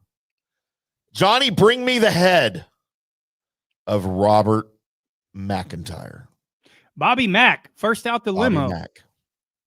Wow, you'd love another southpaw going in there. That'll be the 3rd southpaw. I don't hate it. Really? I don't hate it. Wow. Normally, I hate everything about your picks, especially when we pick the same people. But I don't hate it because I don't have any of those 2 guys on here. Wow. Well, yeah, So I didn't want to cross-pollinate. I'm loving this We week. didn't have to be Eskimo brothers again like we are every week. Loving this week. Loving. All right. Loving Well, that said, it is time now for everyone to pay close attention. It is time for everyone to sit down, buckle up, put your earphones in, turn the volume up all the way, because it's time for everybody to make a little bit of money with Johnny's winning picks. Man, what a Masters week. Masters week. I got to put it on the screen, don't I? Well, we got to get a new producer around here. I mean, it's Matt. I'll give you a pass this week because I know how excited you are for the Masters. Are you going to talk Masters next? The next show, Colby Sapp, IndyCarTim. You know what? I don't know what we're talking about because we haven't even done a show sheet yet, and we're on the air in an hour. Ask C-Man to watch a little bit of the Masters this week. It is a sport. You do have a sports show. Oh, he loves golf. Yeah, he loves golf. Get some picks from him. We're going to be watching. We'll blast that out, and we'll see how we all do. But we all know who's gonna prevail here, right? My picks. This is just what we're doing. Yeah, man. Is this not a perfect spot for Brooks Koepka at 30-1? I like it a lot. I like it a lot. The guy is there. He's not doing press conferences. He does one because everyone has to do one to Masters. His wife is hot. Man, I love this. Just reminds me of a perfect spot for Brooks Koepka. He's going in to prove something. I think he's inching his way, try to get back to the PGA Tour. He doesn't give it. He doesn't care about live golf, how he plays at live golf, just like he didn't really care that much when he was playing the PGA Tour and regular PGA Tour events. When it wasn't a major, yeah, he didn't care. Perfect spot for him. I love it. I know he's healthy. 30-1. I love the spot. Your boy, Jordan Spieth, 35-1. Hand herpes. He can have it. Listen, he's got 2 hands, so he's good. I don't care. He only needs 1 hand to chip and putt around this place. His success is unprecedented. I love the form that he's coming into. Everything about this week speaks Jordan Spieth. 35-1, great value. Loving him in this spot. Here's a guy that really can win the golf tournament. I mean, all these guys can win. I feel really confident about Russell Henley. 40-1, Russell Henley, extreme value. He always plays well there. I don't know if he's ever missed the cut at Augusta. Jordan Spieth? Really don't know. No, Russell Henley. Russell Henley. He always plays well. Coming into the best form that he has had going into Augusta, he ranks sixth in all-around strokes gain. That's putting, strokes gain to the green, driving. Georgia guy. Loved Russell Henley at 40-1. Have you ever seen Russell Henley's wife? No. Does he? No. Huh. Have you? I just did. Okay, well, put it on the screen afterwards. But ham sandwich pick this week, Willie Z, 60-1. Hey, he's fixed his woogie boogies with that putter. I mean, that thing was a tilt-a-whirl going all over the place. It was like a kite going back there. Yeah, it was like a kite going back there, man. It was all messed up.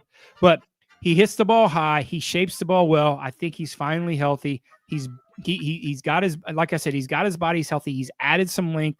Love Will Zalatoris at 60-1. 2 top 10 picks this week, as always. The Ryder Cup captain, Keegan Bradley at plus 650. I think he's got a stretch here between the Masters and the U.S. Open. He's really going to be focused on playing golf. After the U.S. Open, after the major season, he's going to be focused on being the Ryder Cup captain. I think he's got a stretch here. Listen, Keegan Bradley's not going to play well and pick himself for the Ryder Cup. He's not doing that. But he's had good success here. He has all the attributes to play well. He hits the ball high. He hits the ball far. Chips and putt it pretty good, and he's not scared of the moment. 650, good value. Keegan Bradley, top 10. Another guy that fits that category, Adam Scott, plus 775. Again, he has a window of about another year, year and a half to really play some really good golf. Past winner, he has the hit. Vijay Singh and Adam Scott's the only two guys with the long stick, and Willie Zalatoris, maybe if he has a potential to win, it's going to be the only two guys that's put with a long putter to win the Masters. Adam Scott has the credentials, has the course knowledge, and is healthy. I mean, the guy still wants to play some golf. I think he has some good years. He self-admittingly is like, listen, I know I only got a year and a half, 2 years left of really good golf. I'm putting everything I have into these next two years to have success. I love him at plus 775. 2 top 20 picks this week. Justin Rose at plus 250. I would have picked him to win probably the golf tournament if I didn't watch him shank the ball all over the place in Houston. That was Houston. I mean, and San Antonio. San Antonio, yeah. I mean, tubed it. I mean, he had to get a new 8-iron because I think he broke the ferrule off that thing in the hosel. He tubed it twice, and that scared me a little bit. But his track record around here at Augusta is fantastic. He always seems to play well. But you look at when he did have a bad hole in San Antonio, he made a birdie right after he hit it off the tee. So his mental fortitude is great. I love him in this spot at plus 250. Listen, the top 20s don't have you're not going to make a lot of money because it's a shortened field. So Justin Rose and I have something in common then. You hit it off the tube a lot. We both had bad holes in San Antonio. Well, next show, please. That would be great. Thank you. You know, Nancy Gerber and Jerome is watching. So there you go. Last pick, finally, before Tim starts talking about other holes, is Lucas Glover at plus 330. Listen, he's taken a couple weeks off. I think he's had one of the best beginning of the season that Lucas Glover's had in his PGA Tour career. I think he's going to try to make a run over this stretch to get on that Ryder Cup team. Look at a good pick for Lucas Glover to get on. I think the team is going to be young. He won the U.S. Open at Bethpage. Oh. Bethpage is at the Ryder Cup is at Bethpage. I think he's going to make a push to get on that Ryder Cup team. If he's not, I know he's pretty close to those points already. I think he'll get a pick. I think the team's going to be young. I think they're going to need a guy like Lucas Glover. And I think how he's been playing, solid as he's been playing. I like how he played at Valspar. That's a very demanding driving golf course. I like how he played there. Rested a couple weeks off. I love Lucas Glover at this spot as far and as much as he shapes the ball right to left. Plus 330, great value on Lucas Glover. This is our winners this week. Masters week, guys. Love everything about it. Tim's going to be up at 5 o'clock in the morning. Well, be up because he's just probably going to be coming in. I'll roll. Yeah. I'll just still stay awake. Yeah. He's going to be up. Great week. Please, everybody, enjoy the Masters. One of the greatest weeks in sports that you're going to have. So listen, jumping on. We're going to have matchups through the week. Listen, our record for matchup is 21-5-3. We are plus 2460 for the year after our win with Min Woo Lee a couple weeks ago, and the win that I'm going to take his sister out. That was the bet I had with him once he won in Houston. So I'm looking forward to that. So that's another winner for me. I didn't add that to the screen. There we have it. It looks like a match made in heaven, doesn't it? So that is perfect. So, hey, listen, everybody, enjoy the coverage. Enjoy the week. again, the Masters is special to everybody. That is not a winner, that picture, but the winner with Bucket Timm that we're going to be having back here in a couple of weeks when we get to terrorize Kansas City again is going to be another epic performance. But again, there we go. Basket head. Enjoy the week, guys. That's going to be do it for us, but look forward to giving up some matchups this week. So, Johnny, Russell Henley's wife, and you tell me, look, you're the noted marriage expert. If the wife and the husband don't have the same last name, isn't that a sign that the wife is not fully committed? No. Okay, no, well, it is. Okay, I will tell you, as a guy that's been married 3 times, I know a lot about women. So, Teal Duncan is Russell Henley's wife. And you don't like blonde-haired, blue-eyed girls, but I do. Okay. And that right there is something special. And I don't know what Russell does with her, for her, to her, but whatever it is, I promise I can do better. I'm going to put the call out to Teal Duncan and say, sup, girl. So you're going to be the new Dustin Johnson on the PGA Tour. You're just going to mess. I mean, you got Davis Thompson. You got her. Who's next? Who's next? I don't know. Who do you like? I'll go take her too. Besides, I won't touch Collins' girl because that's you. Look, I'll give you. Oh, thank you. Oh, thank you. I will allow. Like you have a choice. Like you have a choice with that. Yeah, you have a choice. Thank you. Thanks for that. Thanks for giving me one. Thanks. That's great. And then you and I afterwards will go boating. Perfect. You guys make sure you follow along for the matchups this week, as Johnny mentioned. Saturday morning early, we will post those all across social media. I am at IndyCarTim. He is at J Gerber PGA Pro. The network is at FanStream DFW. And then, of course, the show is at From the Rough PGA. It's going to be all over X, Facebook, Instagram. I don't know what else. Facebook, I guess. We put it on there as well.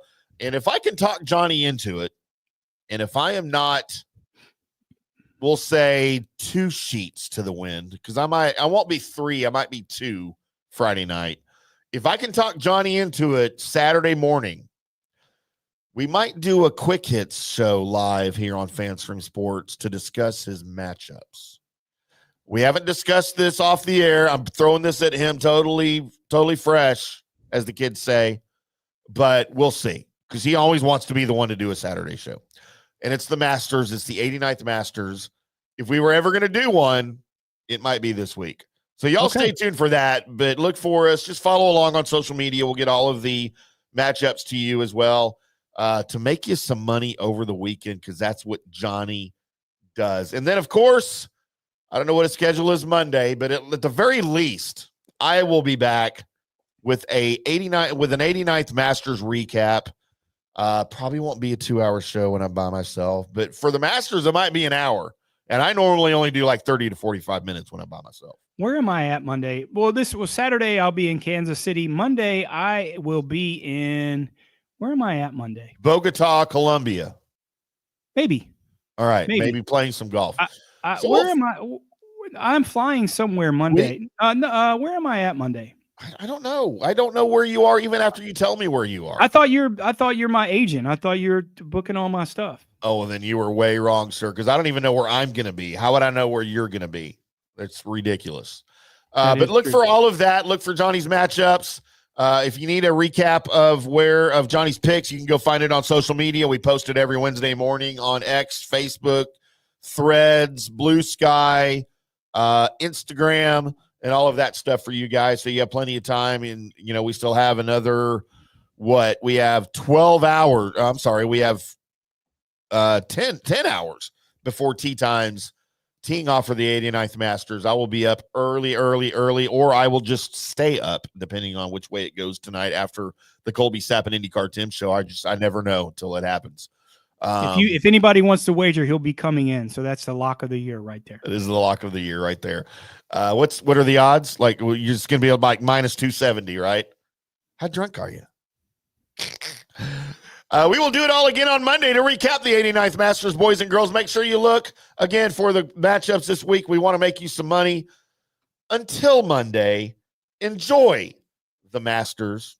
Enjoy all of the golf from the greatest venue on the planet that you have for 4 rounds, including some of the live golf guys that you don't get to see, because they're all together once again, reunited because it feels so good. I'm Tim. That's Johnny. Until next time, boys and girls, y'all keep hitting them straight. Hello, sports fan.